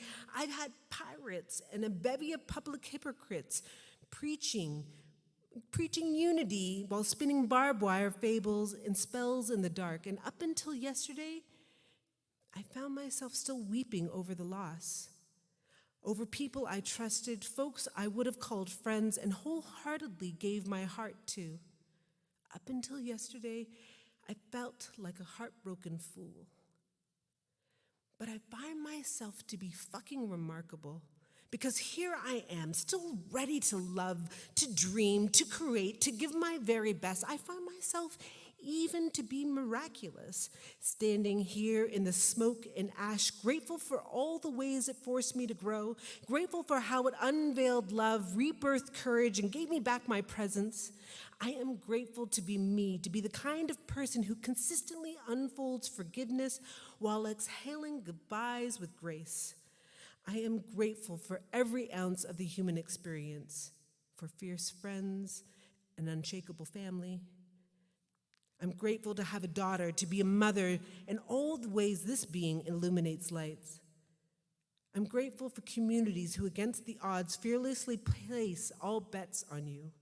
I'm grateful for my cat, for spirituality, for meditation, for knowledge and study, for clean water, for having a roof over my head, for outdoor concerts, for fresh air, for full moons, for morning walks, for time to read, for hot showers, for deep-hearted belly laughs, and a solid cheat day on a diet.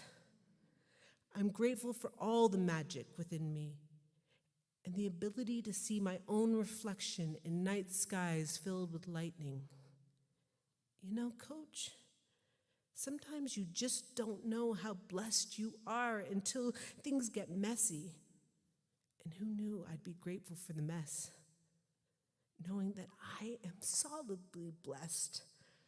I may, for the first time in my life, feel like I'm authentically being me. Thank you.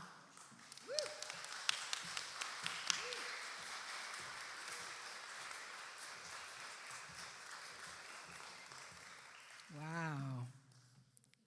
What was it? Capricorn, Aries rising? Holy moly. That's amazing. If you happen to fall in love with a poet, run, because your stuff is going to get written all about. We will be exposed 100%. Count on it, put money on it, take it to the bank. So you've been warned. But this is lovely. This is lovely sets of poetry. Thank you. Lots and lots of wisdom there represented by our squash reader, Nea Read. Another hand for Nea, please.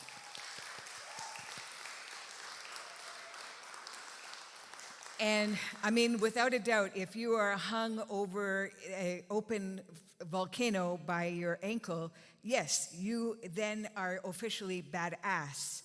But I'm going to invite Nea, if you don't mind, to come back up to the mic and let us know who your father is, please. Yes.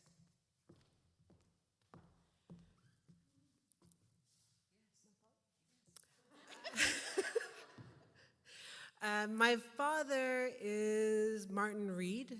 He is Scottish and oh. I guess it's legally okay now. He's like 85. But my father, so my mother both of them unveiled themselves to be rebellions. But my father, it took us many years to get him to talk about it, but he actually was part of the crew that stole the Stone of Scotland back from the Queen of England. And yeah. And it's funny because I thought he always came to Canada to get a job with the bank, and one day he's like, no, I was just afraid of getting arrested. So, thank you to two warrior gangster parents, Capricorn, Aries rising. Yeah, thanks for sharing. I hope I didn't put you on the spot there, but I thought it was important to know that. So thanks again. As in my role as the beans, representing beans, full of beans, I also want to bring in a poet, a Mohawk poet who really started it all for all of us, and that is E. Pauline Johnson. And I wasn't planning to read this afternoon. I mean, we had other poets lined up, and I just thought, oh, this is the best thing to make space for the poets, because there's so many beautiful voices out there. But I'm happy to bring Pauline Johnson into the room, where she's not here, but trust me, she's here. She's always here. And for those who don't know, E. Pauline Johnson came up as a first Mohawk poet, female poet, in the late 1800s, early 1900s, and her family home, called Chiefswood, is a National Historic Site. Still exists on Six Nations. If you ever get out to Six Nations of the Grand River, go and visit her family home. It's open for tours. And this is someone who really broke trail, led the way for, I believe, everyone all the Native women poets who've come up after her.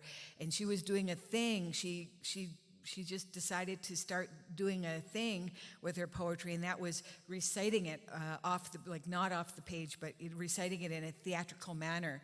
And she created a career for herself doing that.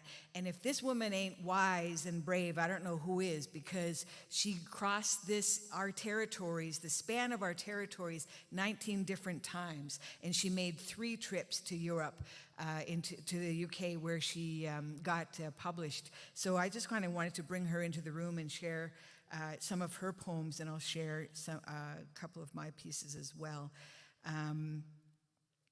The first one is, and this is from Flint and Feather. This is a 1931 edition of Flint and Feather. And yeah, I'm lucky to have some other editions, older editions of hers as well. This is called A Cry from an Indian Wife. My forest brave, my redskin love, farewell. We may not meet tomorrow, who can tell what mighty ills befall our little band, or what you'll suffer from the white man's hand. Here is your knife. I thought 'twas sheathed for no roaming bison calls for you today. No hide of prairie cattle will it maim. The plains are bare. It seeks a nobler game. 'Twill drink the lifeblood of a soldier host. Go, rise and strike, no matter what the cost. Yet stay. Revolt not at the Union Jack, nor rise they hand against this stripling pack of white-faced warriors marching west to quell our fallen tribe that rises to rebel. They are all young and beautiful and good. Curse to the war that drinks their harmless blood. Curse to the fate that brought them from the east to be our chiefs, to make our nation least. That breathes the air of this vast continent. Still their new rule and counsel is well meant. They but forget we Indians own the land. From ocean unto ocean that they stand upon a soil that centuries agone was our sole kingdom and our right alone. They never think how they would feel today if some great nation came from far away, wresting their country from their hapless braves, giving what they gave us but wars and graves. Then go and strike for liberty and life and bring back honor to your Indian wife. Your wife? Ah, what of that? Who cares of me? your wife, who pities my poor love and agony. What white-robed priest prays for your safety here, as prayer is said for every volunteer that swells the ranks that Canada seeds out? Who prays for victory for the Indian scout? Who prays for our poor nation laying low? None. Therefore, take your tomahawk and go. My heart may break and burn into its core, but I am strong to bid not the only one war that grieves the loss of husband and of son. Think of the mothers o'er the inland seas. Think of the pale-faced maiden on her knees. Oh, pleads of God to guard some sweet-faced child that marches on towards the northwest wild. The other prays to shield her love from harm, to strengthen his young, proud, uplifted arm. Ah, how her white face quivers thus to think your tomahawk his life's best blood will drink. She never thinks of my wild aching breast, nor prays for your dark face and eagle crest, endangered by 1,000 rifle balls, my heart the target if my warrior falls. Oh, coward self, I hesitate no more. Go forth and win the glories of this war. Go forth, nor bend to greed of white men's hand. By right, my birth, we Indians on these lands, though starved, crushed, plundered, lies our nation low. Perhaps the white man's God has willed it so. Pauline Johnson. I mean, pretty insightful, yeah? For someone back in the day, to speak so politically about the injustices and the inequalities. I want to share one of my pieces after that. It's called, I Do Not Speak for My Chiefs and My Chiefs Do Not Speak for Me. Sort of along the same lines. I am thinking of long-term well-being, protecting and healing a spiritual responsibility, inspiring and informing, remaining self-determined for the children, exemplary evidence of a love so enormous it defies ordinary definition. We speak on original instruction and don't care to provide you with explanations left vulnerable to misinterpretation. Our language of envisioning looks like covenants of history. Reciting and repeating shared dates of significance: 1763, Royal Proclamations; 1924, state-sanctioned invasions. The 15 years since we met under similar circumstances. Deficits of humanity keep us meeting. Spiritual treaties, not land deeds, ecological sensitivities, birthrights, and governing authorities. Is any of this getting through? We can't be held accountable for negotiations overdue. Perhaps the inadequacies lie with you. Nation to nation means reducing our truth to reach levels equal to your cognitions. Insufficient law languages can't carry conceptions natural and yet so complex. Personal empire building is not what we do. We sit alone at this table, forever polishing the chain, repeatedly presented as treaty, reaching through clouds of denial and enabling you to walk away. The land dictates etiquettes and informs the people how to live again with original instruction, voiced in your courts, all for naught. Even with our evidence, winning will never be the ultimate, decided in a house created to unhouse others. We have everything we need to carry on in independence. We govern with love for one another, in gratitude and inalienable honor. Thank you. And I just wanted to kind of make it clear that when people think that the resistance movement, the movements that we keep engaging in are born out of hate. Well, they're not. They're born out of love. Resistance movement is about protecting that which we love. And so when you see these events take place again and again out there in community, out there on the street, out there in the world, that's what it's about. It's about love. And I just wanted to make that point really, really clear. Thank you. And maybe let's end off with a Pauline poem. Yeah. I don't know. This song My Paddle Sings is such a classic. Let me just see what else I have chosen here for Pauline. Fasting. Now, this is a little sad one. We're going to end it on a sad note, I guess. Pauline Johnson, she passed in, again, we have this Vancouver connection with Pauline because she lived the last 4 years of her life in Vancouver. And I was born in Vancouver as well. And she died of breast cancer. So she, even though she was on the road for all of those many years, she had to get off the road when she became too ill to keep traveling. And she adopted Vancouver as her home. And she knew some people. She knew Chief Capilano out there. And so she knew some people, and she wanted to kind of live her the last days of her life out west. And this poem is about that, fasting. This morning now, yet silently I stand, uplift the curtain with a heavy hand, look out while darkness overspreads the way, and long for day. Calm peace is frightened, and with my mood tonight, nor visits my dull chamber with her light to guide my senses into her sweet rest and leave me blessed. Long hours since the city rocked and sung itself to slumber, only the stars swung aloft their torches in the midnight skies with watchful eyes. No sound awakes, I even breathe no sigh, nor hear a single footstep passing by, yet I am not alone, for I now feel a presence steal. Within my chamber walls, I turn to see the sweetest guest that courts humanity with subtle, slow enchantment draws she near, and sleep is here. What care I for the olive branch of peace?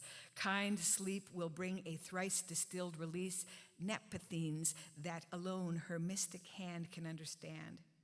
And so she bends this welcome sorceress to crown my fasting with her light caress, and sure my pain will vanish at the bliss of her warm kiss. But still my duty lies in self-denial. I must refuse sweet sleep, although the trial will reawaken all the depth of pain. So once again, I lift the curtain with a weary hand. With more than sorrow, silently I stand. Look out while darkness overspreads the way, and long for day. Go sleep, I say, before the darkness die, to one who needs you even more than I, for I can bear my part alone, but he needs of thee. His poor tired eyes in vain have sought relief, his heart more tired still, and with all its grief his pain is deep, while mine is vague and dim. Go thou to him. When thou hast fanned him with thy drowsy wings and laid thy lips upon the pulsing strings, that is his soul with fret and fever burn, to me return. She goes. The air within the quiet street reverberates to the passing of her feet. I watch her take her passage through the gloom to your dear home. Beloved, would you knew how sweet to me is this denial, and how fervently I pray that sleep may lift you to her breast and give you rest. A privilege that she alone can claim. Would that my heart could comfort you the same, but in this censer sleep is swinging high. All sorrows die. She comes not back, yet all my miseries wane at the thought of your calm sleeping eyes, wane as I hear the early matin bell, the dawn foretell. And so, dear heart, still silently I stand upon the curtain with a weary hand. The long, long night has bitter been, and alone be now it's gone. Dawn lights her candles in the east once more, and darkness flees her chariot before. The lantine morning breaks with holy ray, and it is day. Thank you, Pauline. Brave, brave, brave, and wise, wise, wise. And that is our program today. I hope you have enjoyed. And again, thank you.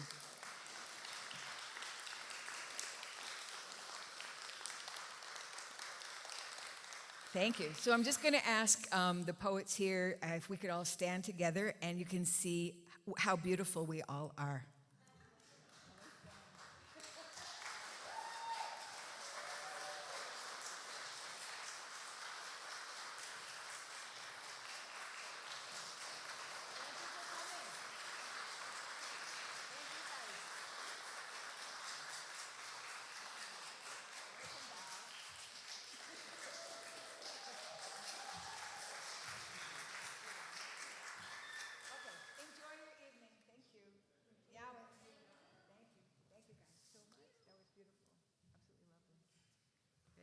Thank you. Yeah. I think, Carl, you're going to announce the more programming? Yeah. Okay.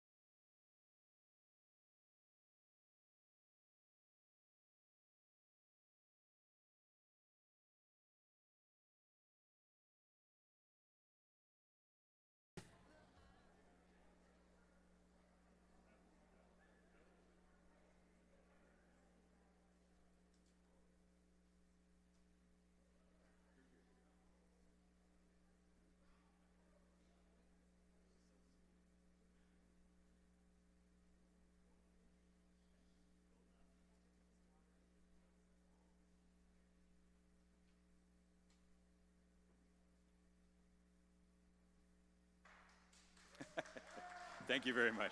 Thank you. For the people that don't know, I'm Carl Doxeter. I'm the host of One Dish, One Mic. And give yourselves a round of applause. You're a beautiful audience. You really are. I need to say that this event wouldn't be possible if it wasn't for our lead sponsors, Brock University, the Meridian Credit Union, the District School Board of Niagara, and the TD Bank Group. Yeah, whoever clapped, that's good, right? We need these sponsors, right?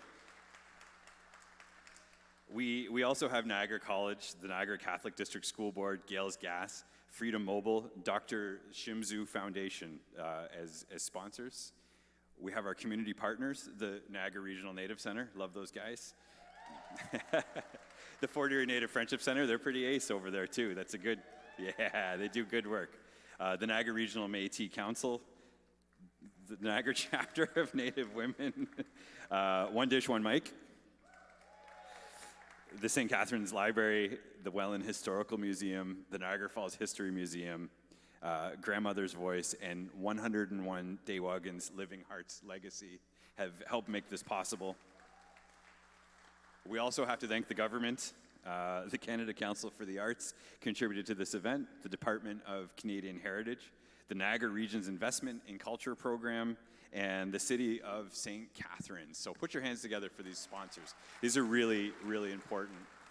This is such a special event that they help make happen. So Amanda Rheaume is a citizen of the Métis Nation and a singer-songwriter that has self-managed her music career for over 15 years. She's released 5 full-length albums. Her album Keep a Fire was nominated for a Juno Award and won a Canadian Folk Music Award for Indigenous Songwriter of the Year. Amanda identifies as she, her, and is an active and proud member of the LGBTQ2S+ community. That's fantastic. That's what we need right now. Yes, yes. An emerging performer, Rheaume has developed her career in Canada and Europe, where she tours regularly. One of her great gifts as a songwriter is her ability to take the personal and make it universal, drawing upon her own experience to deliver messages with a wild resonance. Amanda is a director of operations for the International Indigenous Music Summit, co-founder of the Ishkode Records, and project coordinator for the creation of a national Indigenous music office here in, and it's in quotes, Canada. Amanda is currently finishing her 6th studio album, which I can't wait for, but we're going to have to wait until 2022 for release on Ishkode Records. If everyone could put their hands together for Amanda Rheaume.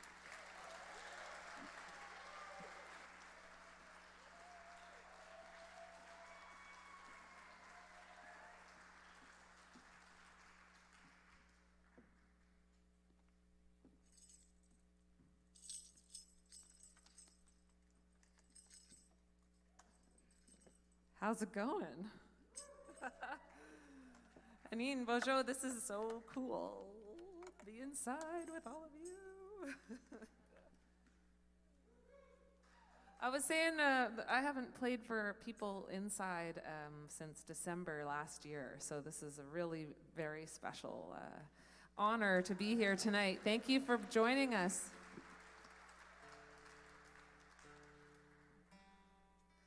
So just to do a little tune in here, but because we care, that's true. Thanks for that intro as well. So I'm from unceded Algonquin Anishinaabe territory. It's where I live now, also known as Ottawa. This is Kyler Tapscott to my right. Well, and where are you from, actually? I grew up in Harwood, near Port Hope, north of Port Hope, but I lived in St. Catharines for 4 years, up until last September. Welcome home. Hey, sort of. It's your second home. Thank you. And this is Tyson Galloway on bass over here. Where are you from? The sprawling metropolis of Cobourg, Ontario.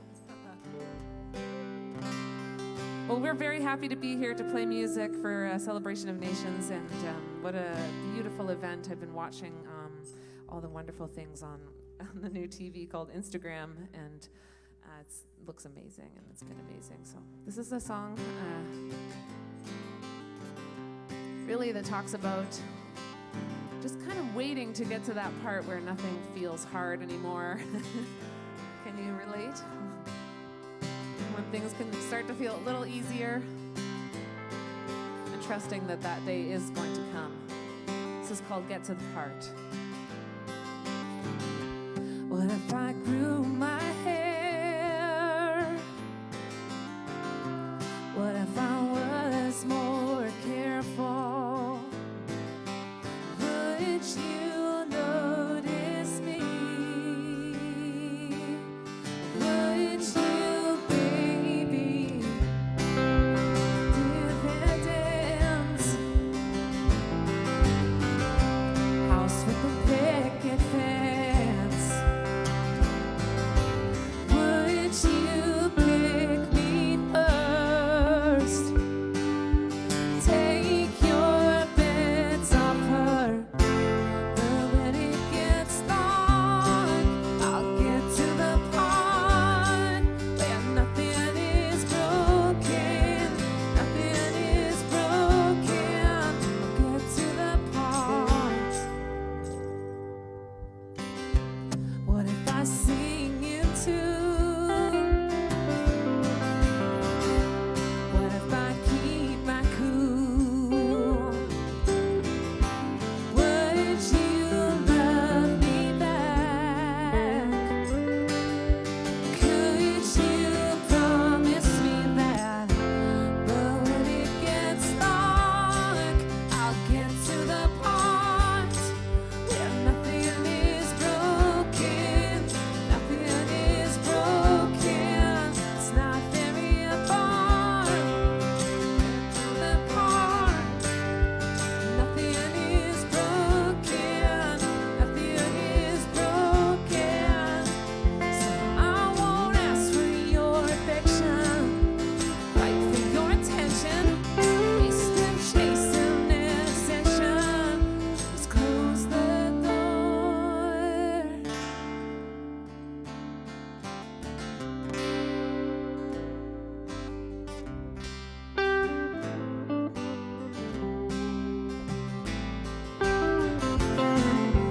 When it gets dark, I'll get to the part.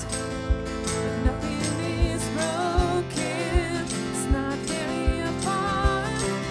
We'll get to the part where nothing is broken. Nothing is broken. We'll get to the part, and it's not very far.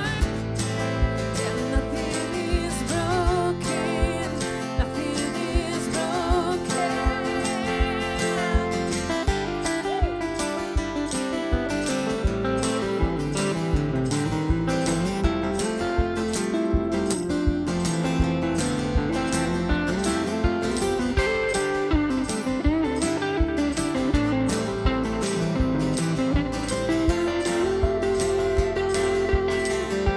And it's not very far.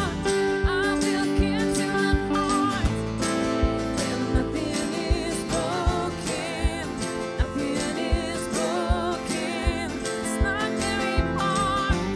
I will get to the part where nothing is broken. Nothing is broken.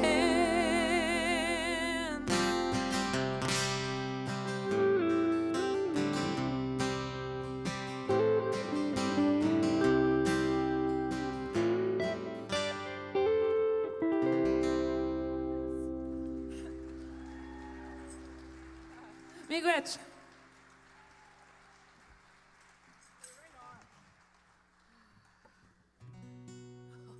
Cool. Clapping.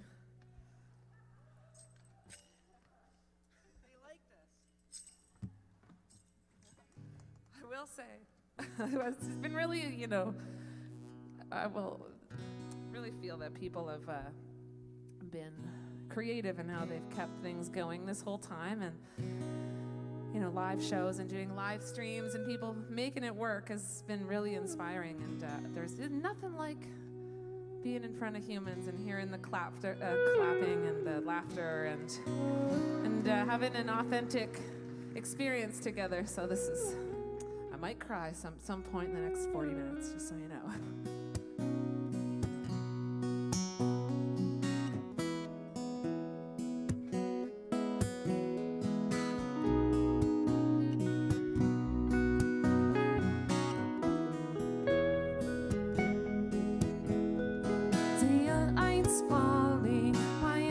hearts wandering, changing the mood. Miles between us, but this scenery pulls me to you. A moment in time, not knowing why I felt like you could have it all. Heart open wide to let you inside. Here's a feeling so misleading. Always seem together, but we never aligned. Letting go despite our meanings. Mind over matter doesn't seem to matter over time.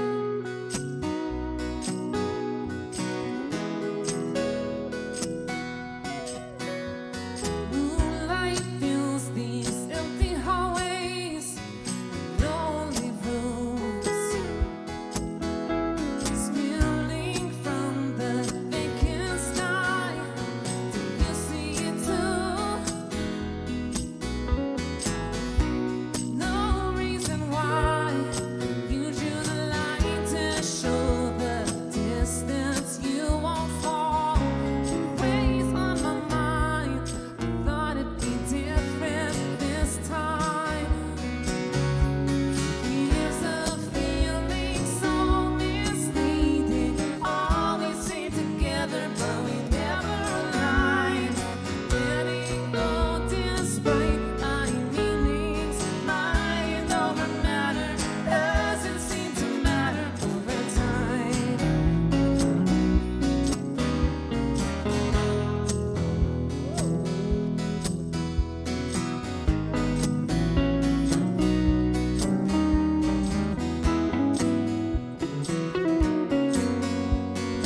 Here's a feeling so misleading. Always seem together, but we never aligned.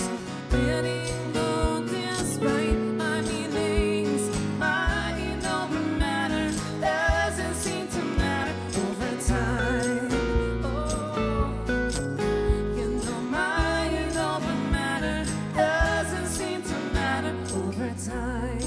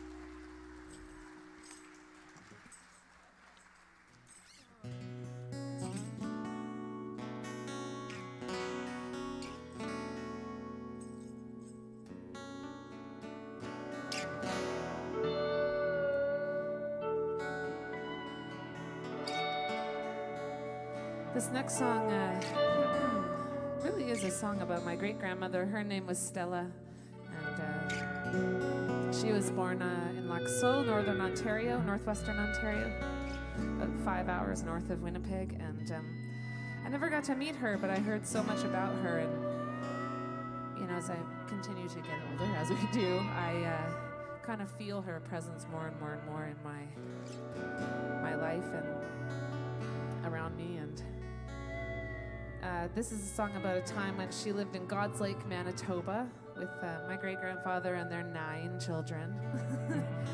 And my great-grandfather built a house for them because they weren't welcome to live on the res and they weren't welcome to live in the town. So he was just sort of like, well, I'm gonna make a house right in the middle. So he made a log house, and they lived basically in the bush. And long after they got electricity in the house, you know, they'd live there for a few years. And my great-grandma, I was told, she would make a fire every single day, and despite being able to, you know, turn the lights on or use electricity, she would still make her tea over the fire. And Grandpa used to tell me that she would even make one when it was raining, and sort of attribute her doing that to the strength of her spirit and perseverance through her life, because it wasn't very easy. And so this is for Stella. It's called Keep a Fire in the Rain.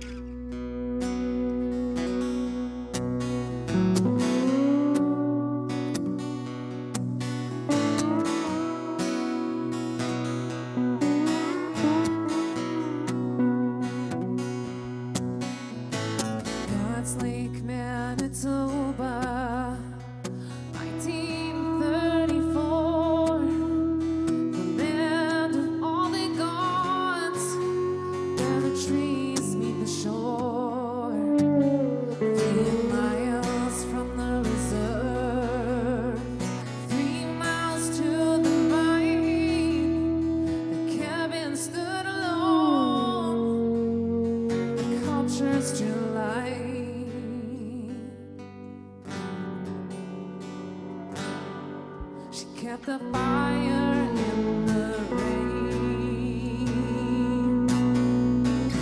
Ichigikina everywhere. Ichigikina everywhere. Ichigikina everywhere. Ichigikina everywhere.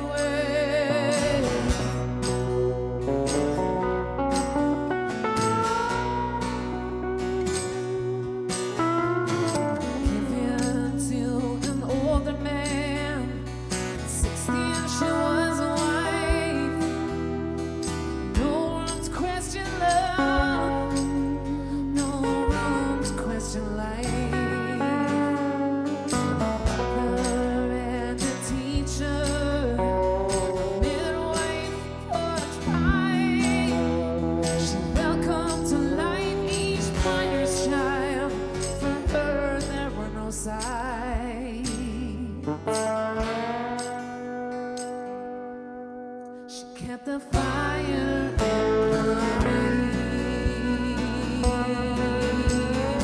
Ichigikina everywhere.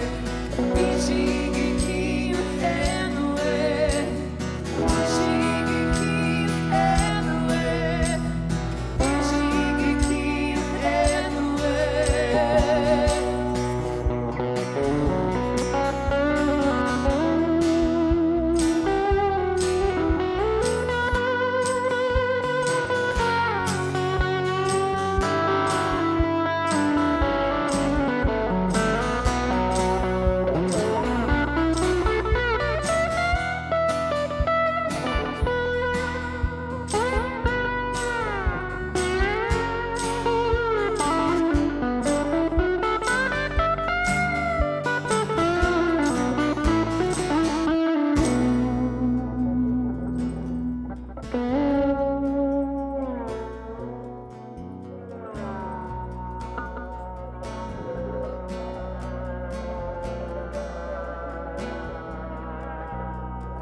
God's Lake, Manitoba, 1934.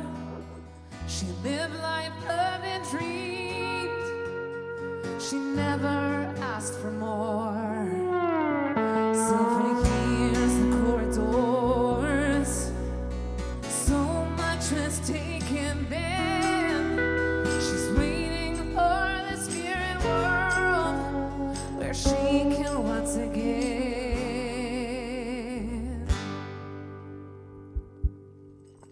keep a fire in the rain. Ichigikina everywhere. Ichigikina everywhere. Ichigikina everywhere. Ichigikina everywhere. Ichigikina everywhere. Ichigikina everywhere. Ichigikina everywhere.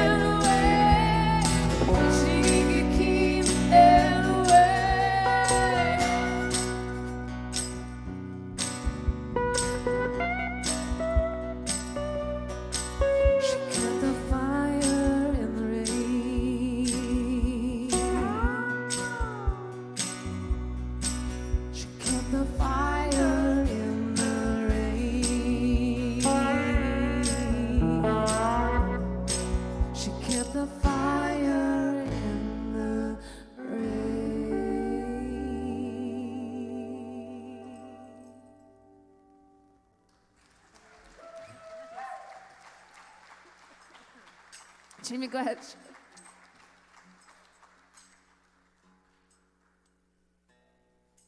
How are we all doing?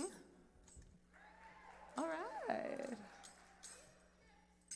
You need chips? You need chips? Oh, well, maybe after. You come find me. We'll get you some chips. I really like chips. That's true. That was one pastime the last little while. Chips, anyone else? Really enjoyed chips. Yay for chips! Yay!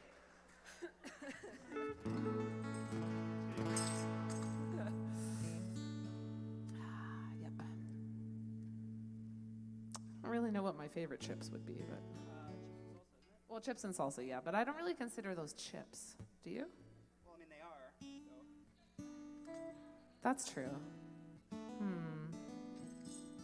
I don't know. We'll talk about this later, I think. So now for something completely not that. This is a song I wrote a couple of years ago. Actually, I wrote this song in Niagara on the Lake. I was working with Jim Bryson as a producer, and he sent me a little start of a song and over voice note, and he said, I started this, I want you to finish it, because we were about to do the record we made together. And he sent it to me, and I was like, okay. And I'd been wanting to write a song that would honor missing and murdered Indigenous women and girls, our Two-Spirit brothers and sisters as well. And so I wrote this, I guess, just around the corner in Niagara on the Lake one day, and it's called Red Dress. And I always like to mention Jamie Black started the Redress project in Treaty 1. She came up with the idea of hanging the red dresses to honor those spirits. And so I asked her if I could use the title Red Dress for this song, and she said yes. So this is on holding patterns, and when you buy the compact disc, if you still have a device that plays that, $1 from the sales of that CD or the vinyl will go to the Native Women's Association of Canada. So it's called Red Dress.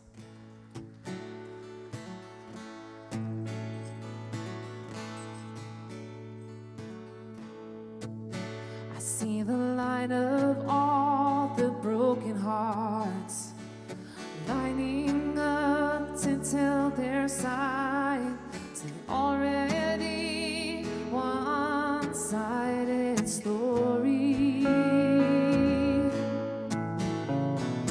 Years of cycles in my mind seems to be the ones we love. Somewhere I've learned to say I was sorry. Take me down to the river. City lights are in my eyes. I have got my red dress on tonight.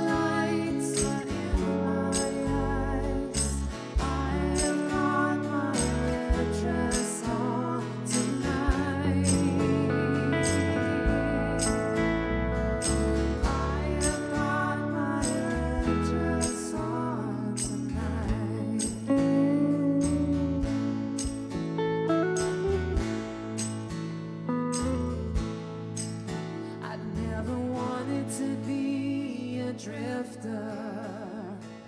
I am a woman with no worth. Somewhere I learned to say I was sorry.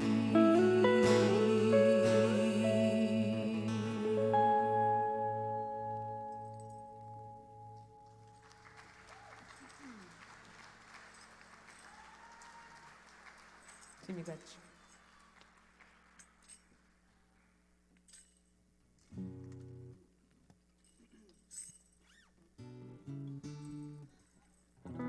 Staats. Logan Staats is next, right?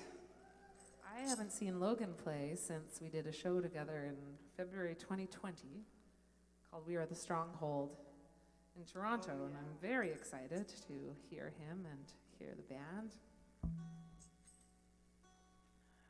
It sounds like you are as well.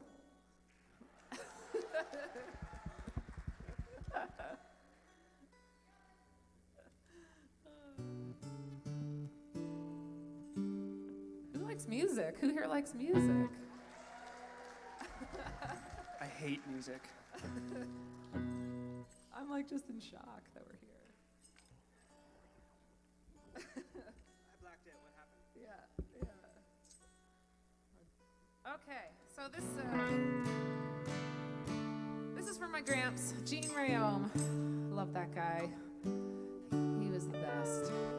And he used to say to me, Amanda, the wolf of time is snapping at your butt.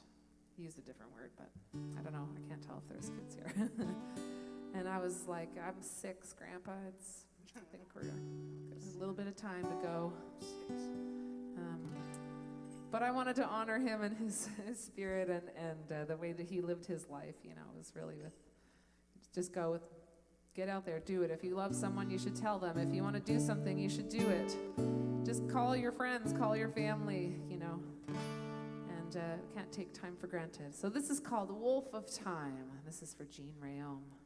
You ready? 1, 2, 3.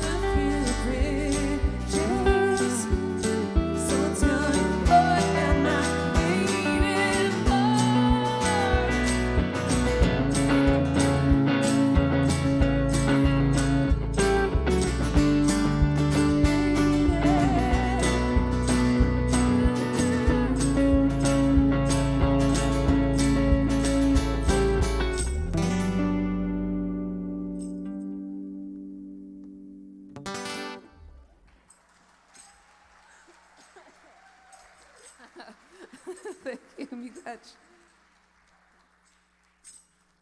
rock kicks in while we can. Well, it's the leg kick, fist pump combo, right? Right, yeah. You'll see Tyson's later. It's Yeah. later in the show.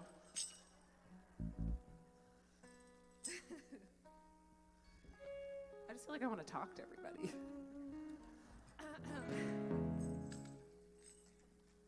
That's weird, Amanda. Don't do that. I know. That's weird. Okay. Well, what are we doing next? Oh, yes. Okay. I almost skipped this one. I love this one. I know.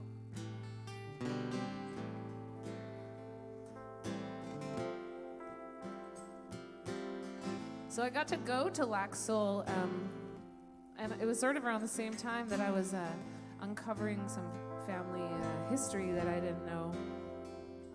There's a festival in Ear Falls, which is basically on Lac Seul, and it's called Trout Forest Music Festival.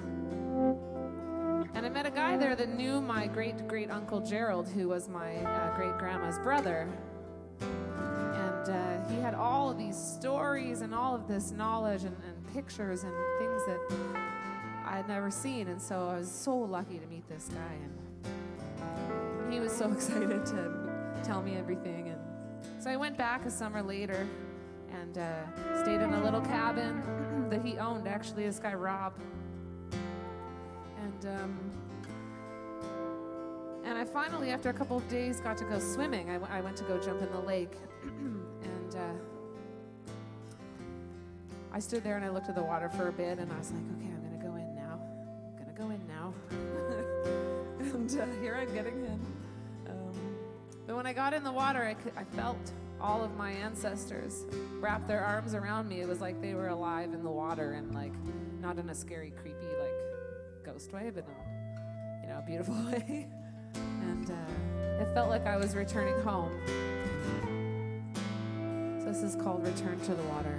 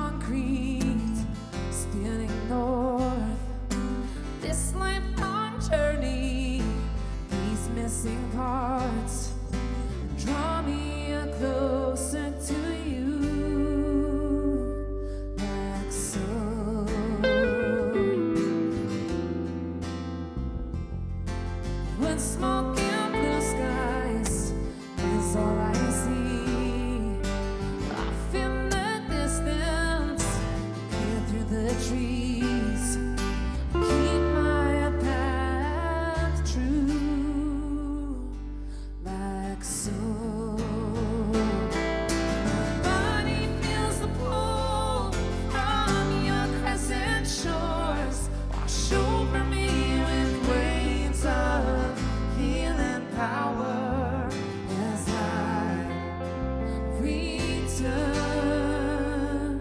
to the water.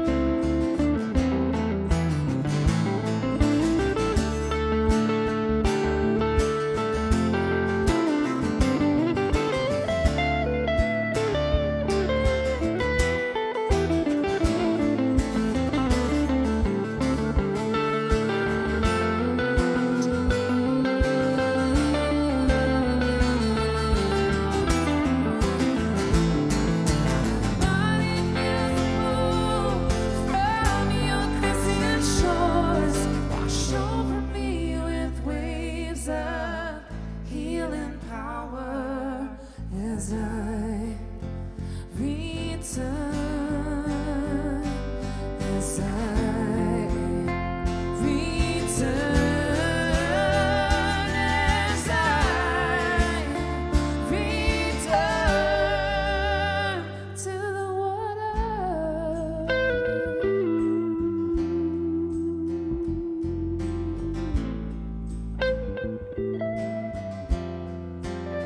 To the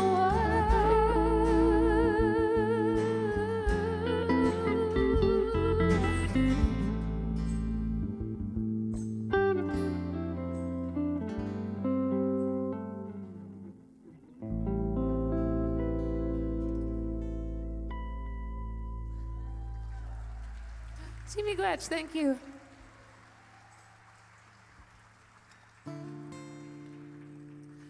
I'm not sure how much time we have left. Do we have time for 2 more songs? Okay, I hear a yes. We're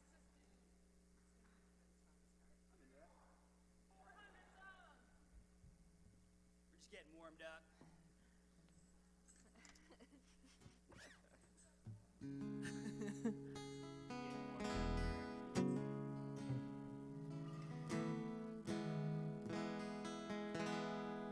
Gonna do a little tune. How are we doing now? Good stuff. Sick. Good stuff. I wrote this song a couple years ago. Really, it was written at a time where I was like, I noticed that I was actually feeling really good. And that the fact that was strange was interesting in itself, And the song has changed meanings for me, though, over time. It's called The Skin I'm In, and, I'm Métis, but a lot of people, just the way that it goes, they don't know that. They see me and they don't know that I'm Métis, and that's okay. But, some of my brothers and sisters and family and friends and loved ones, they, experience, to this day, racism and discrimination, and we're at Celebration of Nations. This isn't, I'm sure, news, but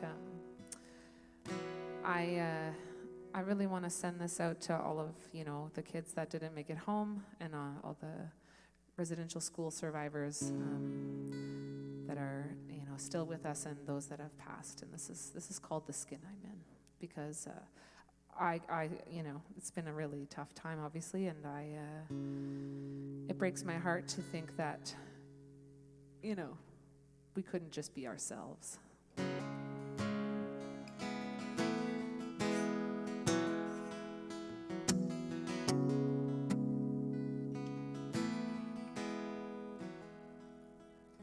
don't hide my heart like I did before.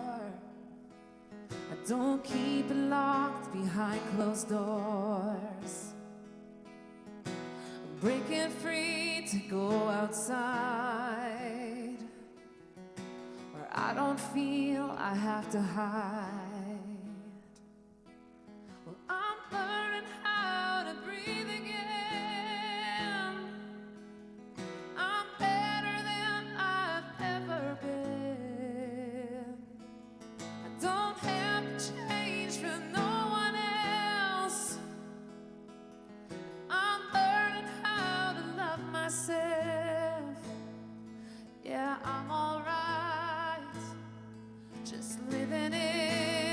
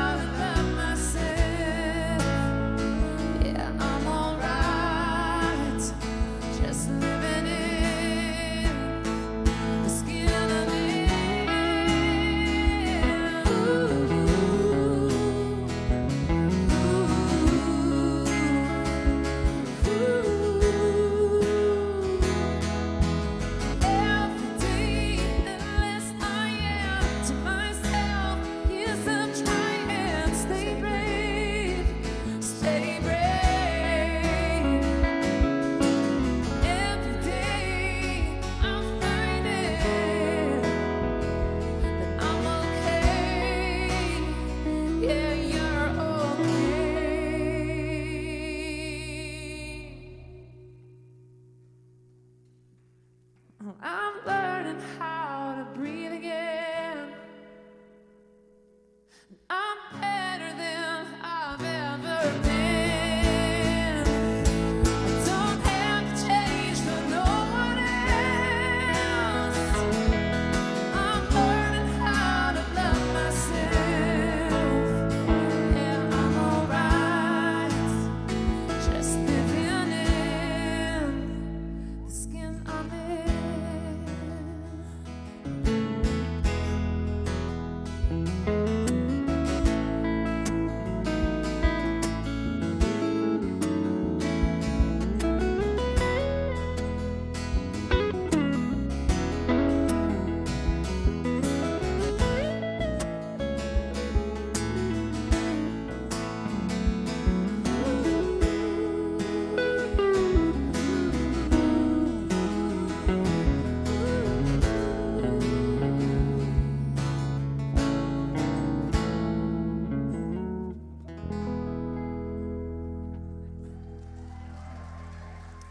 Chimigwech. Thank you so much.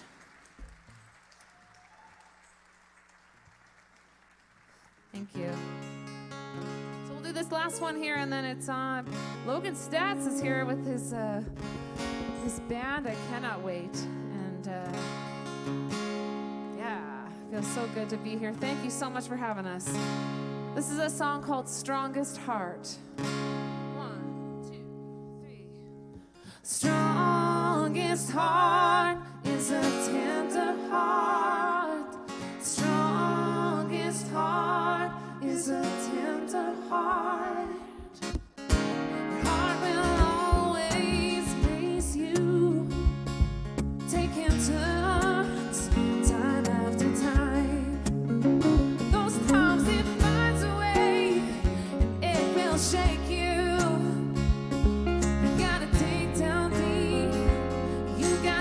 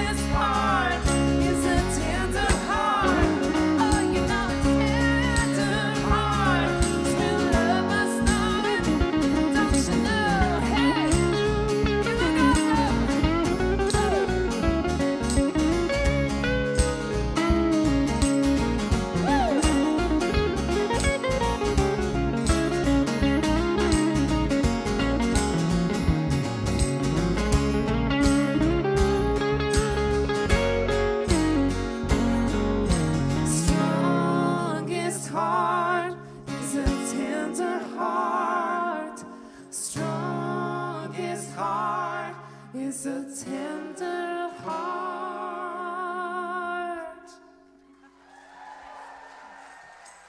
Thank you so much, Chiniquet. Bamapi, and we'll see you out there. Thank you.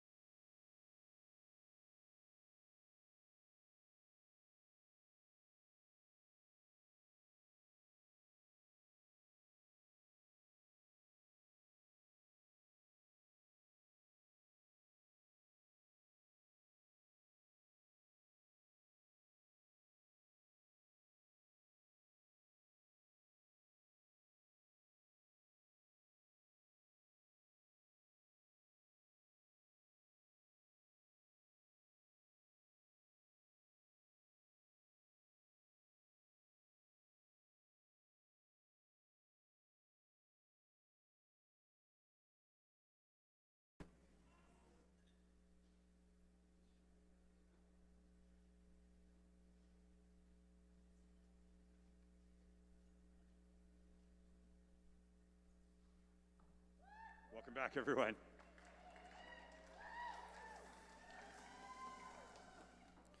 These women really need no introduction. They've been such a hub of the community, and it feels like they've been around forever, helping out with the good work, tirelessly, thanklessly, sometimes working behind the scenes, keeping our community going. We're really fortunate to have the Strongwater women, to have the Strongwater singers. I stand corrected. They're a collective of Indigenous and non-Indigenous people created in 2015. This community-based initiative uses drumming and singing as a means of achieving wellness, strength, and unity. Housed at the Fort Erie Native Friendship Center, the group is comprised of Indigenous women across the Niagara region. Ladies and gentlemen, put your hands together for the Strongwater women.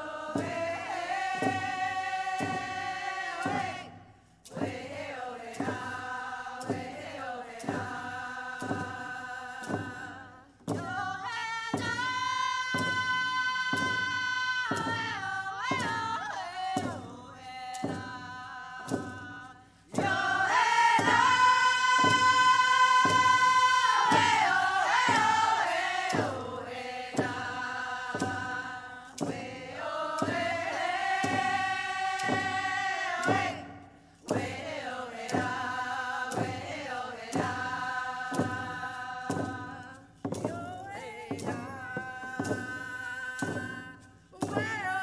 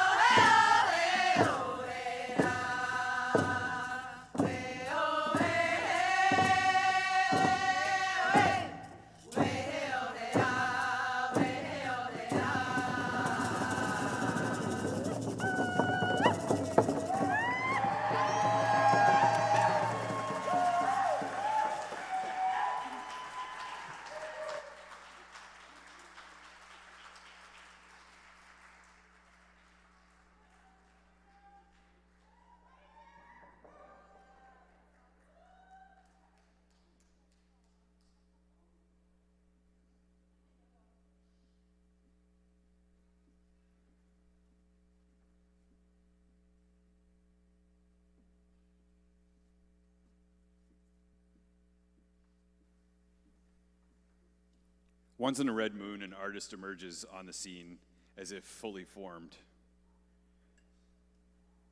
Born on the Six Nations Reserve and raised in the small ghost town of Brantford, Ontario, Logan Staats started writing and performing music in his early teens. From a young age, Logan's haunting and distinct voice has won him multiple opportunities to share the stage with acts like Buffy St. Marie, who graced this very stage, Keith Skoll at Mumford & Sons, to name a few. Still a young man, Logan is regarded as an accomplished, multi-nominated, and an award-winning artist. Forever a student of great music, Staats enjoys jamming, collaborating, and learning from his contemporaries and other recording artists. A great example is a powerful late-night, live-off-the-floor version of Bob Dylan's Don't Think Twice, in collaboration with peer Tara Lightfoot. Logan's live performances are juxtaposed by a level of self-possession and control that still wildly careen through emotions of sadness, hope, longing, and joy. A product of passion, compulsion, and tireless musical commitment, Logan's songs are his own. Armed with his guitar and harmonica, his transition from running the weekend bar circuit to playing sold-out venues across Canada, including his favorite venue, the Sanderson Centre in his hometown. Logan is fresh off his win of CTV's The Launch, a new TV show that gives Canadian singers a shot at stardom. Staats was chosen out of 10,000 applicants to be featured on the inaugural season of the series and was mentored by Canadian country megastar Shania Twain. The song that Staats performed is called The Lucky Ones and was written by Grammy-nominated songwriter Busby. What's more, The Lucky Ones topped the Canadian charts as the #1 song in the country the day after its release. Ingrained with the mentality that anything is possible when you put your heart and soul into it, Staats is hell-bent on raising the bar for Indigenous mainstream crossover music. Currently on an open journey of art, expression, and culture, fighting for land back, no matter which medium you find Logan through. He's incredible to watch, and he's going to join us right now. We're in for a very special treat. Put your hands together for the one and only Logan Staats.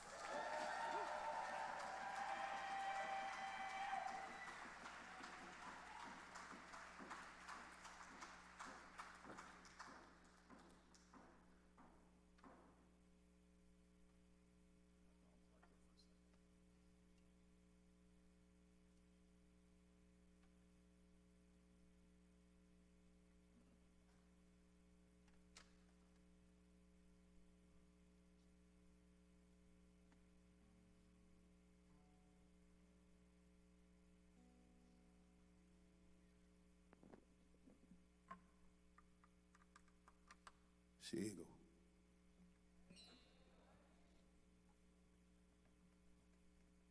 How you guys doing today?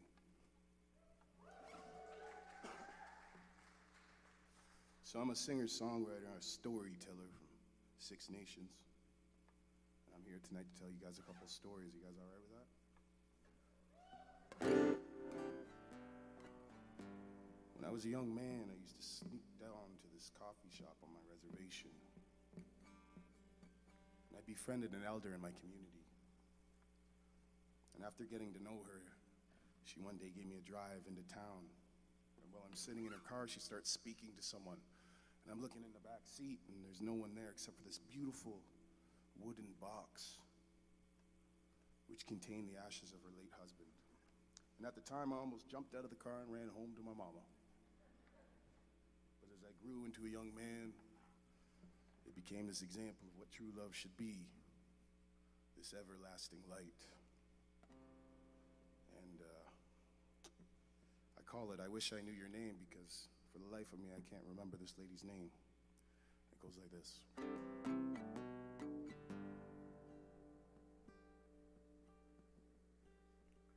In the Rheaume coffee shop,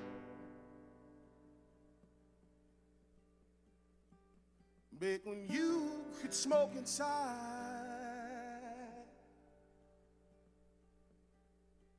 she hid behind a burning cigarette. The chip porcelain, it matched her smile.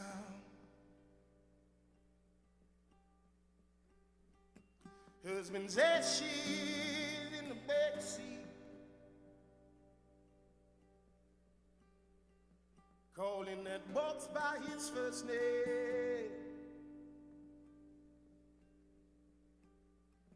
She refused to say goodbye,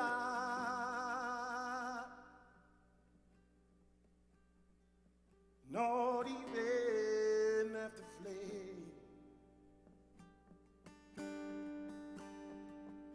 And I want a love like that.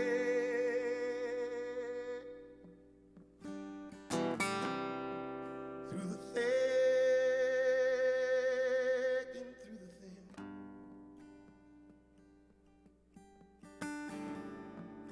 And I want a love that lay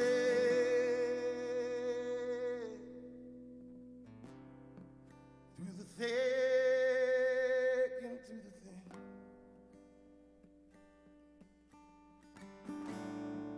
Now I wish I knew your name,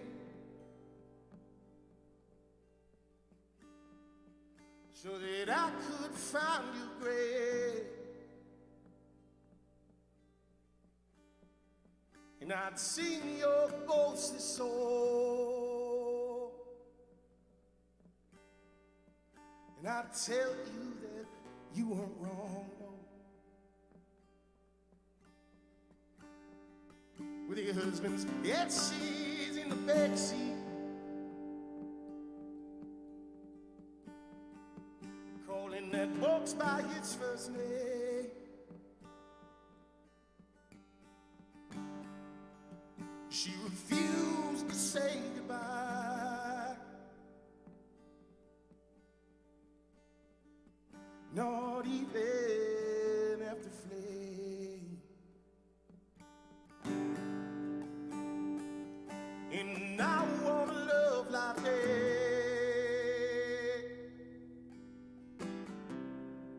Through the thick and through the thin.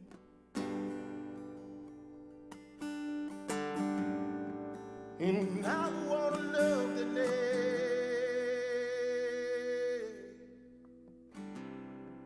through the thick and through the thin.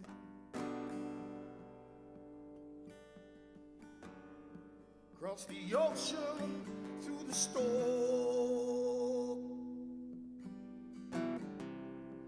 across the desert in the sun.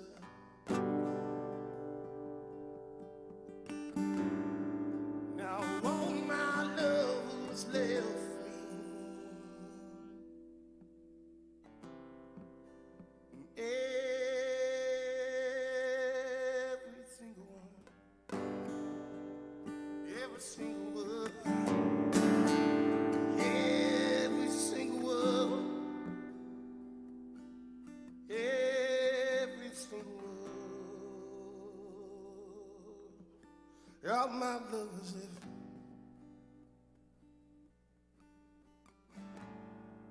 Now I wish I knew your name. Yeah, we'll go, ladies and gentlemen.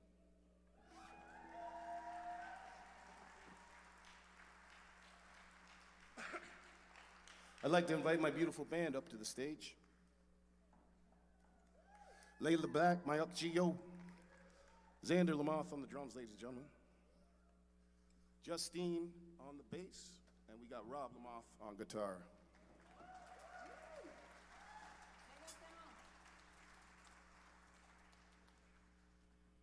How about the singers before me, ladies and gentlemen?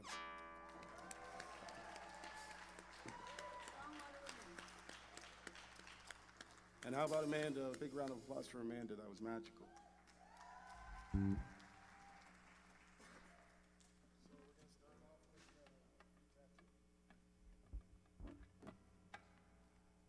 So I got a brand new album coming out on October 24th, my mom's birthday. And this is a song off that album, and it's called New Tattoo.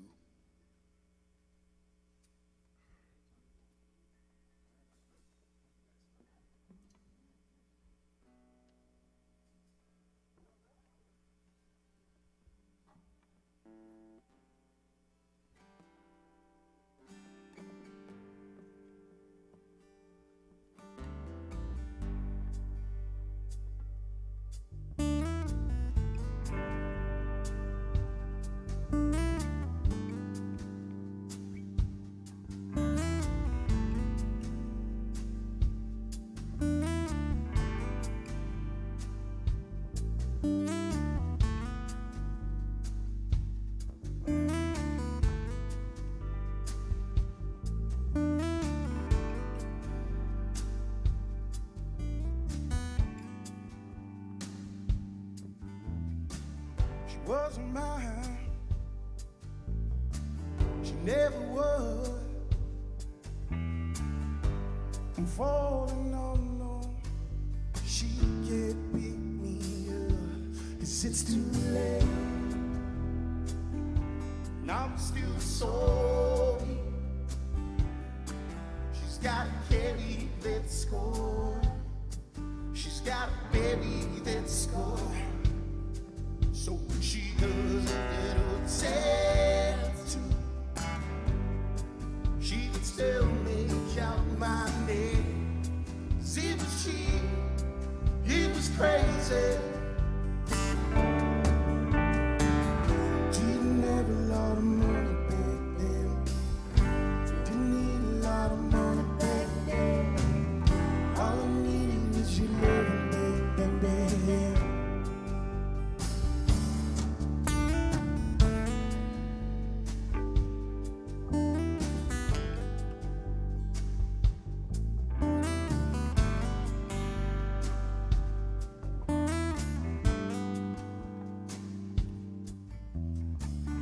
Father left her, her daddy died. She swore upon his grave no man would make her cry. But you showed up, you're still so weak. She's gotta carry that score. She's gotta bury that score. So she does a little tattoo. She can still make out my name. See, but it was crazy. Didn't have a lot of money back then. I didn't need a lot of money back then. All I needed was your love, baby.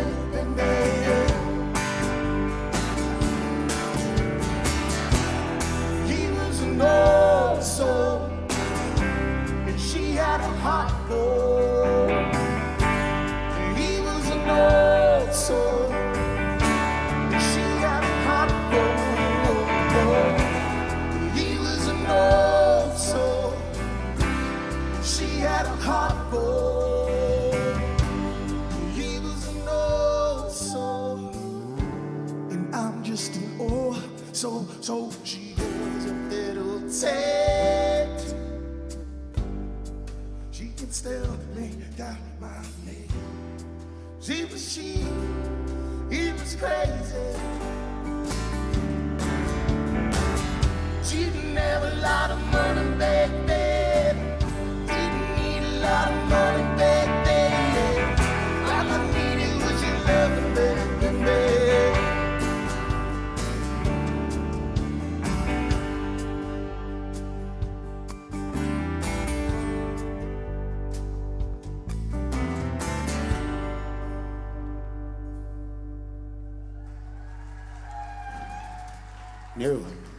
Never go. So I say that after every single song I sing, just thank you. And then sometimes I go, Neo, go, which is kind of like the Mohawk Elvis Presley, like, thank you very much. Later, why don't you teach him a couple Mohawk words? Yeah, so Logan and I are fourth-generation survivors of the residential school, and I do a lot of work with the survivors, and one of them, Geronimo Henry, he told me this story, and he went to the school for 11 years. And in those 11 years, from 5 to 16, he said, Layla, I never heard the words, I love you. So I'd like to teach people the words, I love you, the Mohawk words for I love you, and I feel like when we say it together, we're saying it to all those children that never heard it, and taking it with them. So repeat after me, Gonalonkwa. Gonalonkwa. Gonalonkwa. And let's just get comfortable saying it to each other. Gonalonkwa. Gonalonkwa. Gonalonkwa. Feels good. Thank you. Nyawa.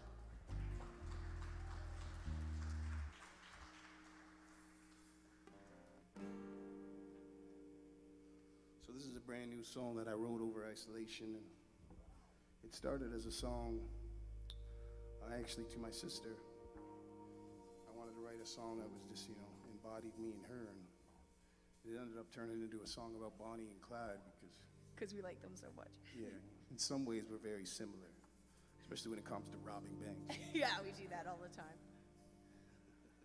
So this is called Bonnie and Clyde, and we'll go for this.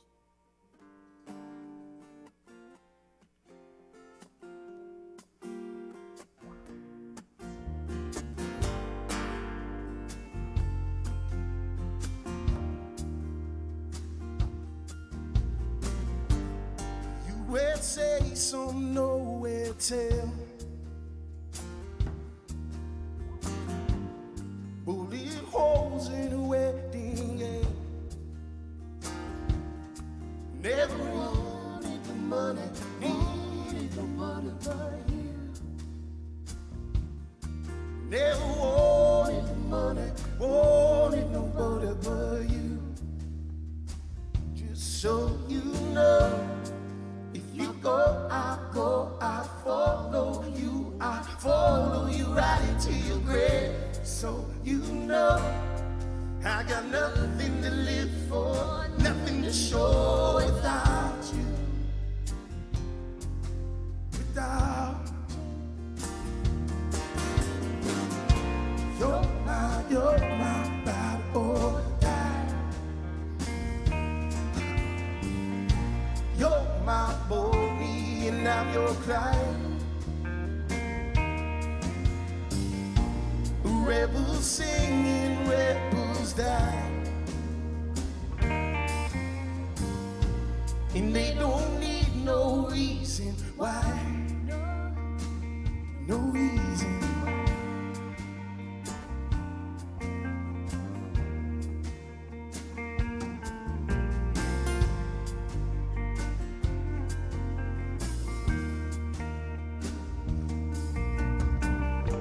Broke you out with robbing banks that were running from the law. The hearse picked him up on the goddamn wedding day. Never wanted the money, wanted nobody but you. Never needed the money, needed nobody but you. Just so you know, if you go, I follow you right into your grave. Just so you know, I got nothing to live for, nothing to show without you. Without you. You're my ride or die. You're my Bonnie and I'm your Clyde. Rebels singing, rebels die. And they don't need no reason why. No reason why.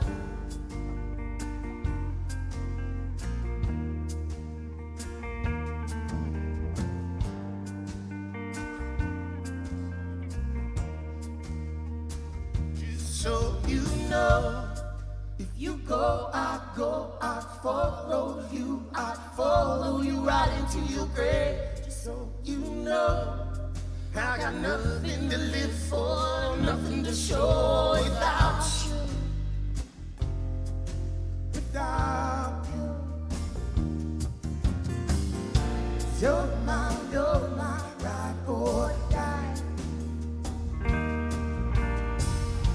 You're my Bonnie and I'm your Clyde. Rebels singing, rebels die. And they don't need no reason why. No reason why.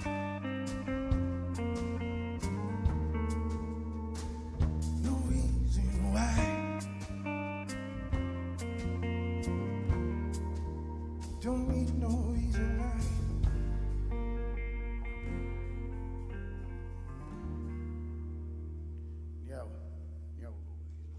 Gonalonkwa.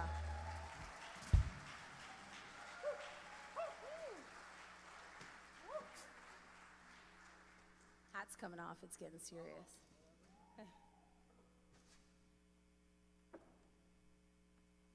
You guys having an above satisfactory time? He's taking his clothes off, so it's just gonna get better from here. Means it's about to get sweaty. So a couple years ago, I was engaged to be married. Can you believe that? That was a long time ago. And on Christmas Eve, my fiance left me, took off to California to join some yoga camp. In the really expensive coat that he bought her for Christmas. Oh, please. Jesus. Oh, just saying, just so you know. She took the coat, she took the car. She took the wedding ring, she took it all. But I followed her to the airport, believe it or not. Screaming at her, she's getting onto the train or the plane, and she's going like this. She did not want to see.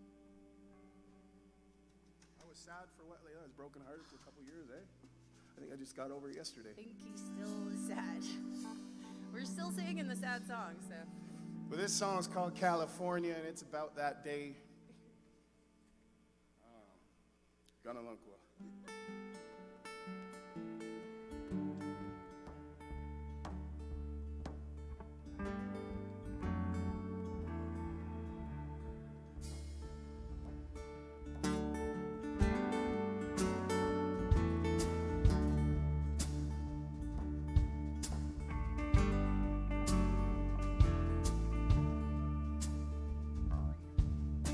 She gave me shelter from the storm.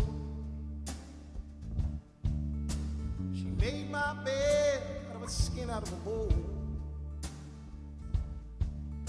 And you had on my heart, boy, and called it home.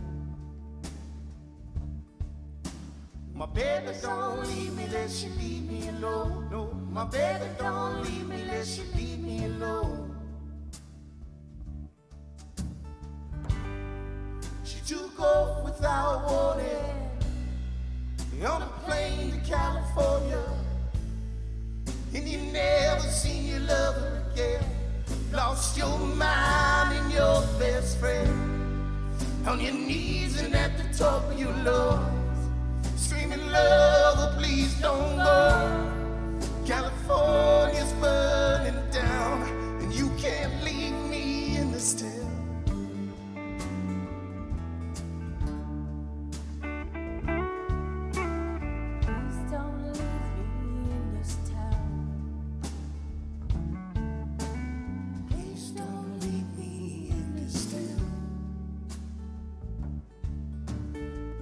Don't leave me in this town. And I remember the day that you left. Showed up at the airport, secure detail. And too much to drink and a second too late. Never saw her again when she got on that plane. My baby don't leave me, let you leave me alone. No, my baby don't leave me, let you leave me alone. She took off without warning on a plane to California, and you never seen your lover again. Lost your mind and your best friend on the knees and at the top of your love, screaming, "Lover, please don't go. California's burning down, and you can't leave me in this town."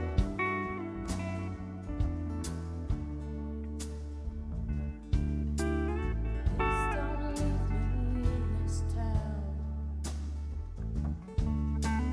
Please don't leave me in this town. Please don't leave me in this town. My baby don't leave me, let you leave me low. No, my baby don't leave me, let you leave me low. No, my baby don't leave me, let you leave me low. No, my baby don't leave me, let you leave me low. She took off without warning on a plane to California, and you never seen your lover again.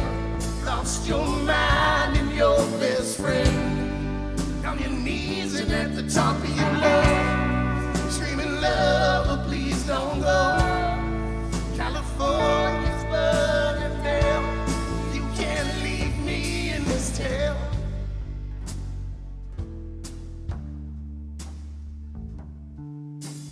Please don't leave me in this town. Please don't leave me in this town. Please don't leave me in this town. Yeah, we'll go.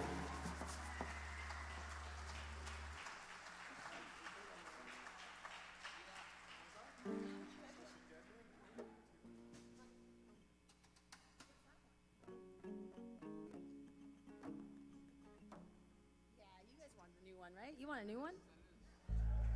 They want it. It is new. Yeah. So I got a brand new song coming out soon, guys.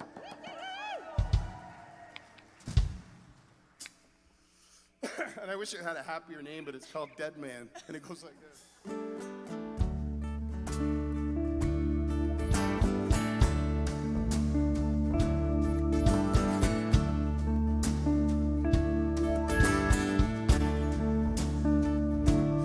Dig up my bones, carry my body home, and I'll buy back my soul with the gold that I hold.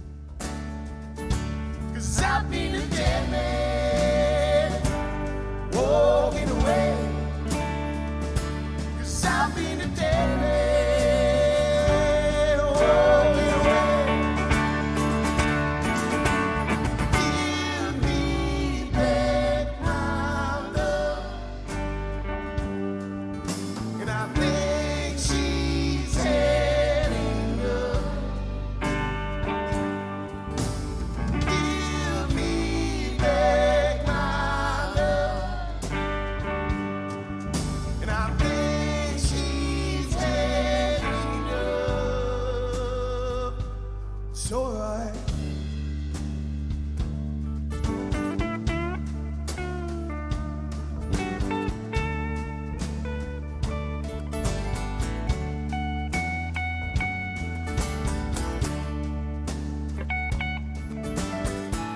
You got your drums, get them out.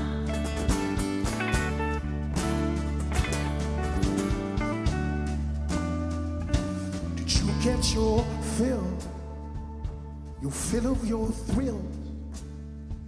You better put down those pills. She heads for the hills. 'Cause I've been a dead man, walking away. I've been a dead man, walking away. Give me back my love, I think she's heading up.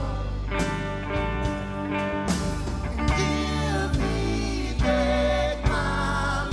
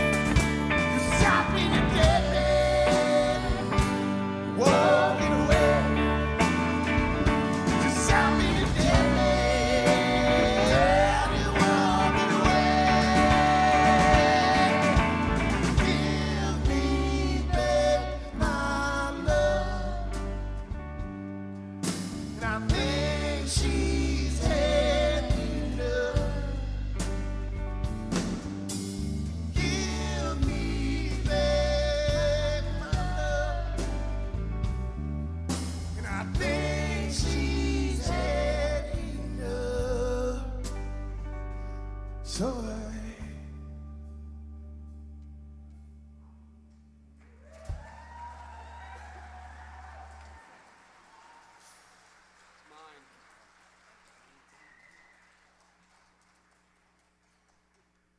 somewhere out there in that balcony running around playing hide and go seek or something is my little kid. She was up in the balcony somewhere, and then, oh, there she is right there, side stage. There she is, side stage watching the show. And that's my my main chick right there. That's my whole life, my whole reason for breathing and playing every single chord. I play every note that I sing is for this little girl. And she doesn't get to come watch me all the time, so. I love you, kid. Riley.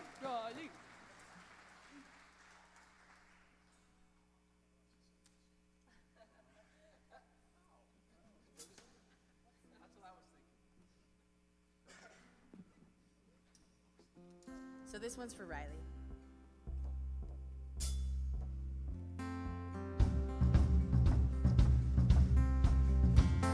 Get your drums up.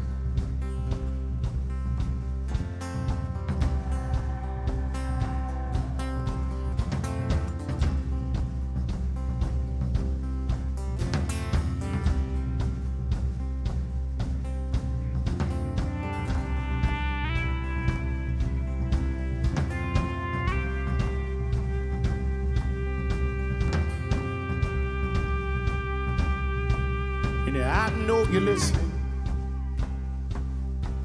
from the driver's seat of that old Ford. And I know you miss me. Your pride must be sore. She's wearing an outfit from home of the store.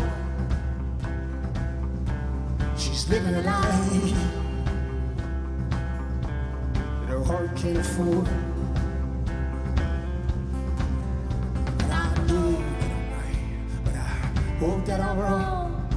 She'll never love me, but she'll always love my songs. And I know that I'm right, hope that I'm wrong. She'll never love me, but she'll always love my songs, my songs.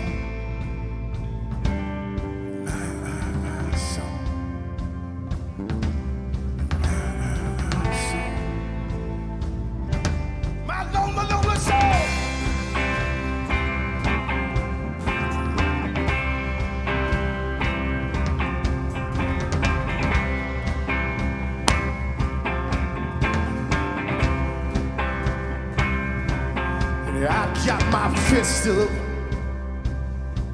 but I don't wanna fight. And I can't find my days, love. I've been searching all around. She just wants a folk song, not anything more. She just wants a folk song she can adore.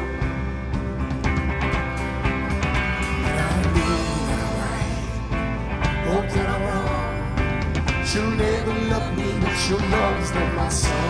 And I know that I'm right. Hope that I'm wrong. She'll never love me, but she'll always love my song. My song. My song. My song. My lonely Norris song. Okay, you gotta repeat after me.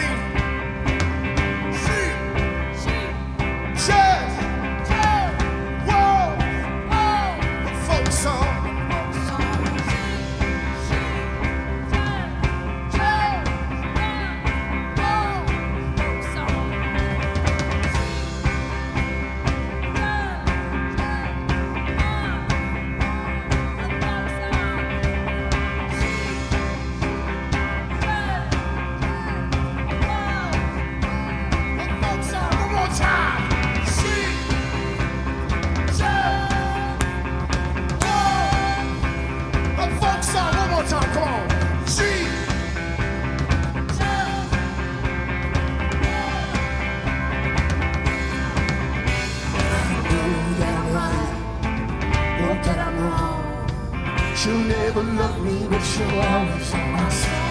I know that I'm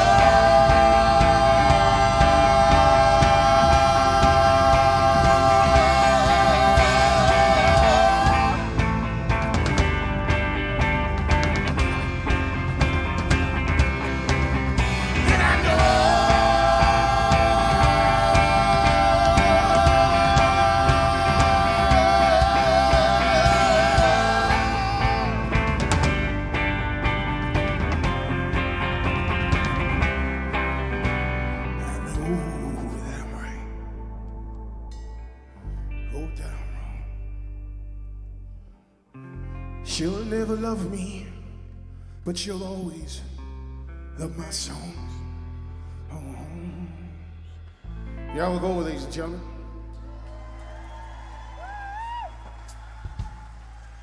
So I have a special friend that I'm going to invite to the stage.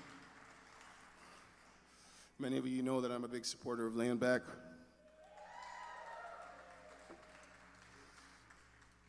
And I want to invite one of my very good friends and one of my heroes up to the stage for a second. His name's Skylar Williams.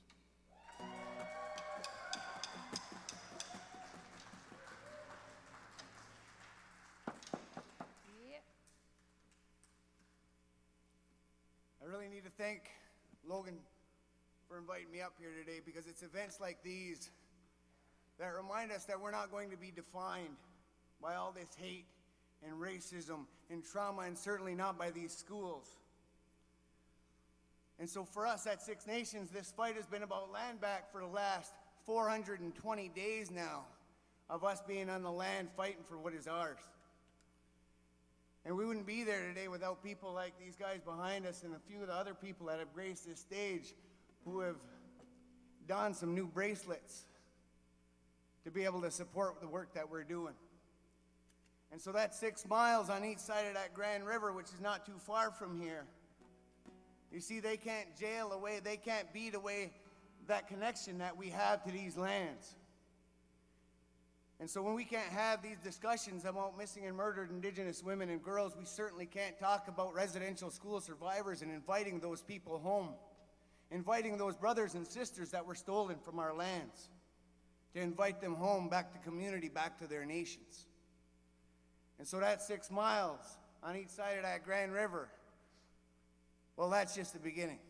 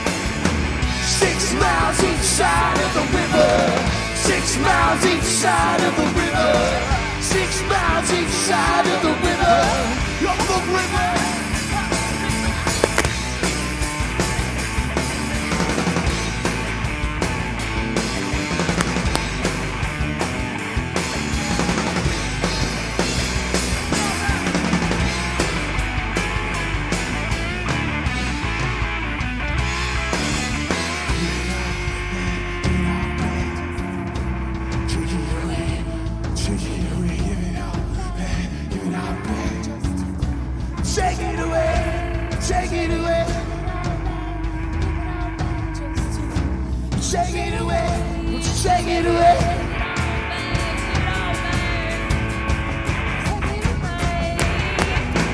6 miles each side of the river. 6 miles each side of the river. 6 miles each side of the river.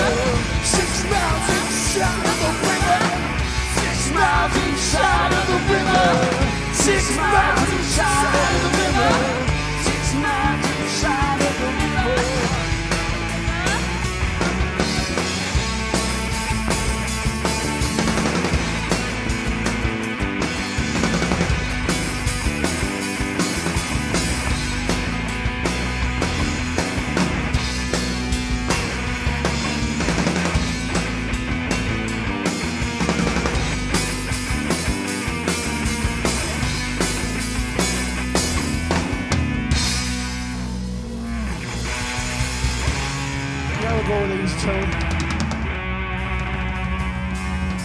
Thank you so much.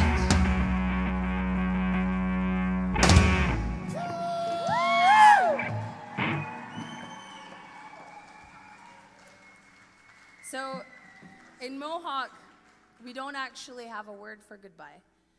And we just say, see you later. And we say, ona goahi. Ona goahi. Ona goahi. Yeah, we'll go. Go.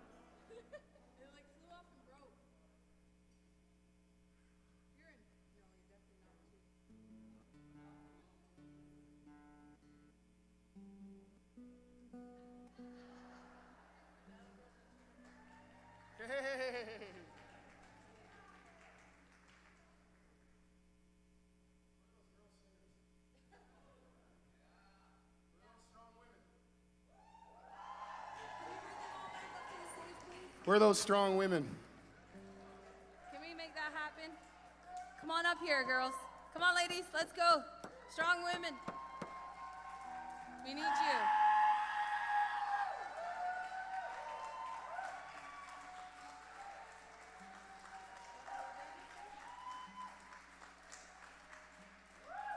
Running like the river, you guys in?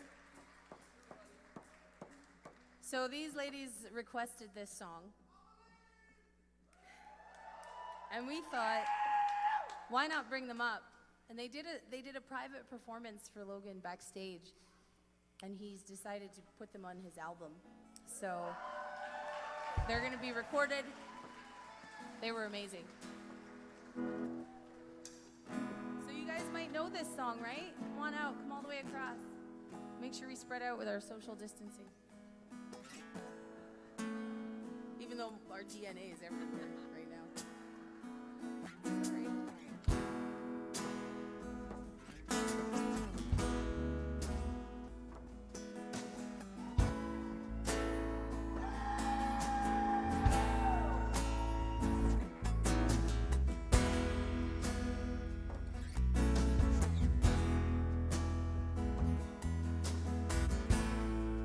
And where it goes, the best love I've ever known.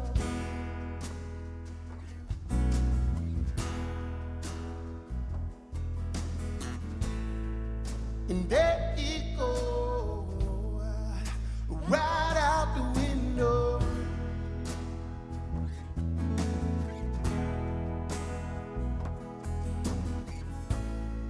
Should've washed away my sin and earned an honest way.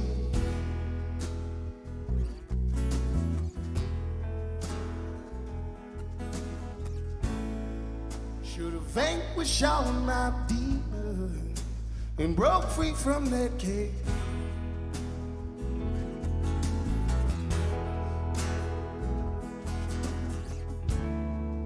Cause you deserve a better man, and you deserve a better plan.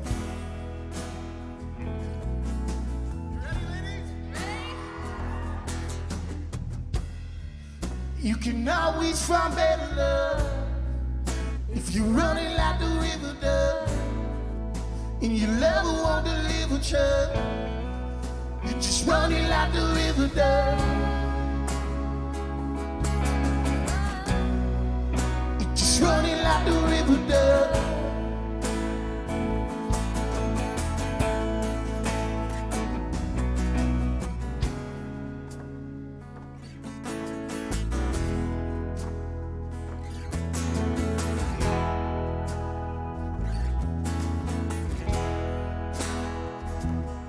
Can you feel it?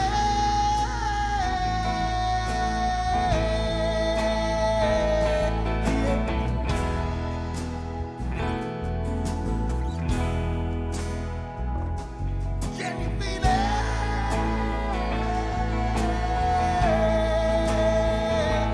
Yeah, yeah.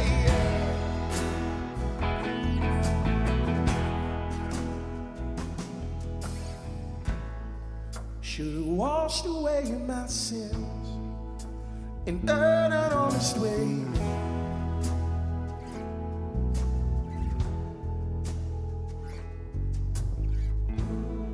Should've vanquished all my demons and broke free from that cage.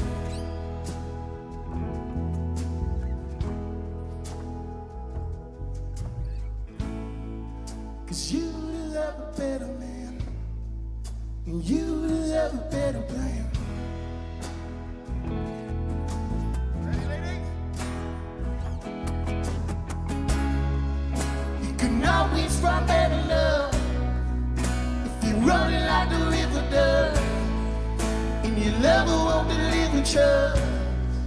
You just run it like the river does. Yeah, like the river does. Running like the river does. Here we go. Running like the river does. Running like the river does. Running like the river does. Running like the river does. Running like the river does. Running like the river does. You're running like the river does. Running like the river does. Running like the river does. Running like the river does. Running like the river does. Running like the river does.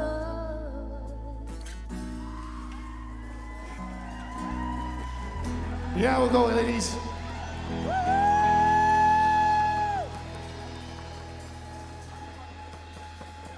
Nyamagoa. Anagoahi. Are we gonna play another one? Okay. You guys feeling lucky?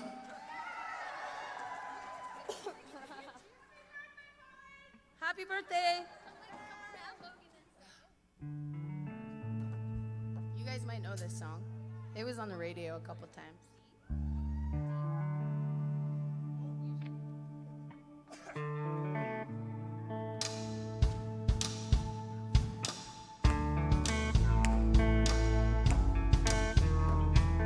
Get your dance on.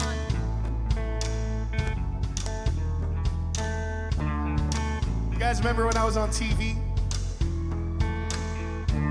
I'm a lot taller than I look on TV, you know? Lightning strikes once in your life. This is love, roll, let the dice. Let it rain, we're on fire. And I know you know Never wanna see your heart happy with another. Never gonna let you go ever, 'cause you're mine. Never wanna see your heart happy with another. Never gonna let you go, so hold me close tonight. We are the lucky ones. The stars come forward, we are, and we're looking right. We are the lucky ones. So close your eyes, hold me close tonight.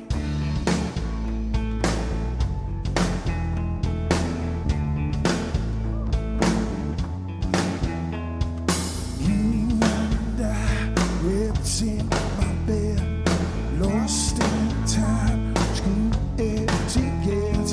Close your eyes, make a wish like you do. Well, go dead. Never wanna see your heart happy with another. Never gonna let you go, so hold me close tonight. We are the lucky ones. Good stars come forward, we're young and we're burning bright. We are the lucky ones. Close your eyes, hold me close tonight.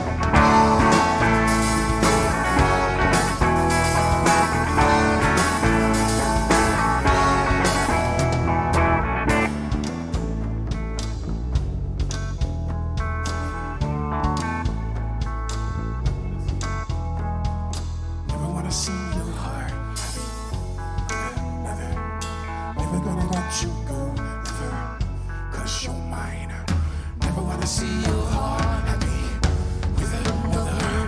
Never gonna let you go, so hold me close tonight. We are the lucky ones. The stars come forward, we are, and we're burning bright.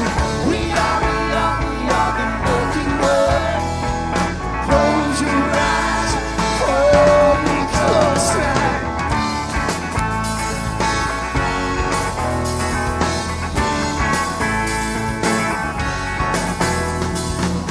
We are the lucky ones. The stars come forward, we are, and we're burning bright. We are the lucky ones.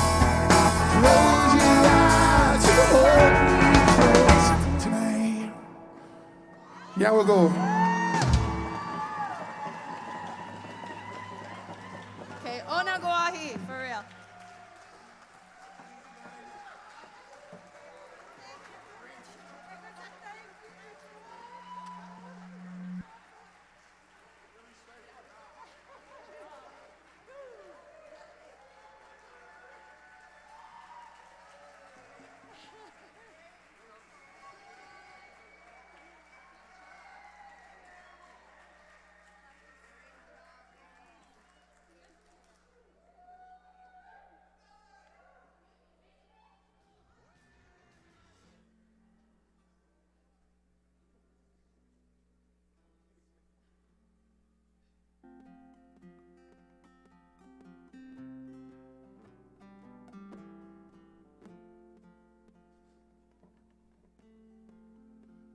So strung out on so-called love.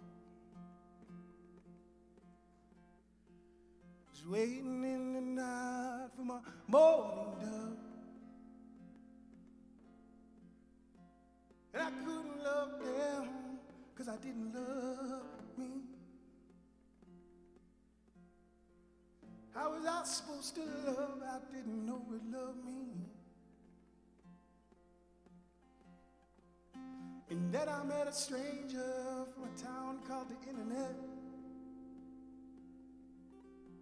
She had a heart of gold that matched her pretty hair. She had eyes that matched the sky and the ocean.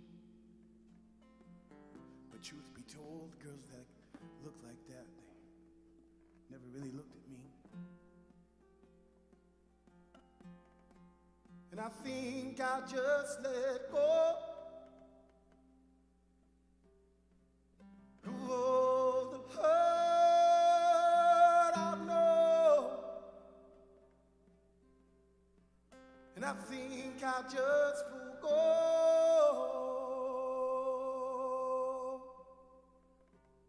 everything I thought I knew about love.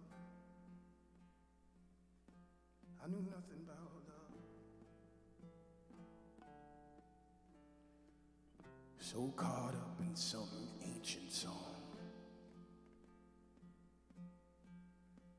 Scorned by the women who loved me wrong. And I couldn't love them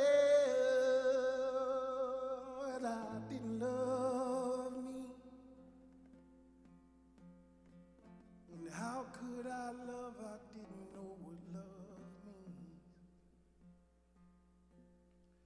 I was lying to them and I was fooling myself. So I hit that old heart on a dusty shell. And then I met a stranger from a town called the Internet. She had a heart of gold that matched her pretty hair. She had eyes that matched the sky and the ocean. Truth be told, girls that look like that, they never really looked at me. But I think I just let go of all the hurt I've known. And I think I just forgo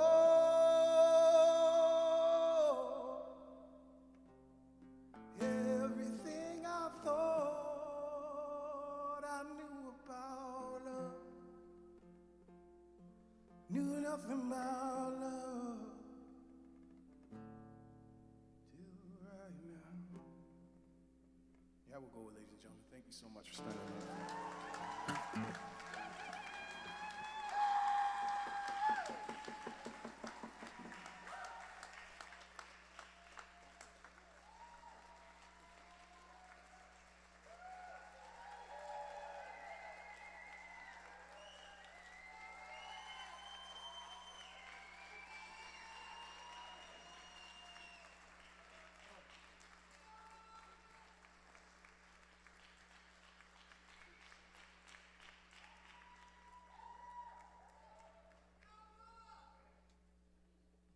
One more time for Logan Staats. That was an amazing show. And for the Strongwater Singers. Let's put it together for those Strongwater Singers. The weekend's not over yet. On behalf of the Performing Arts Centre and on behalf of Celebration of Nations, I want to thank everybody for this wonderful day. I also want to let everybody know, just a housekeeping note, that everything is coming inside tomorrow. So we're moving all of the events inside. There is a risk of rain, so instead of having to make a change halfway through the day, there was a decision made to bring everything inside. So there's still a lot of great activities to look forward to. The sunrise ceremony will still be happening at 6 a.m., so show up bright and early and stay for the entire day. Thank you so much for this wonderful day. You're great. You've been a great audience. Thank you.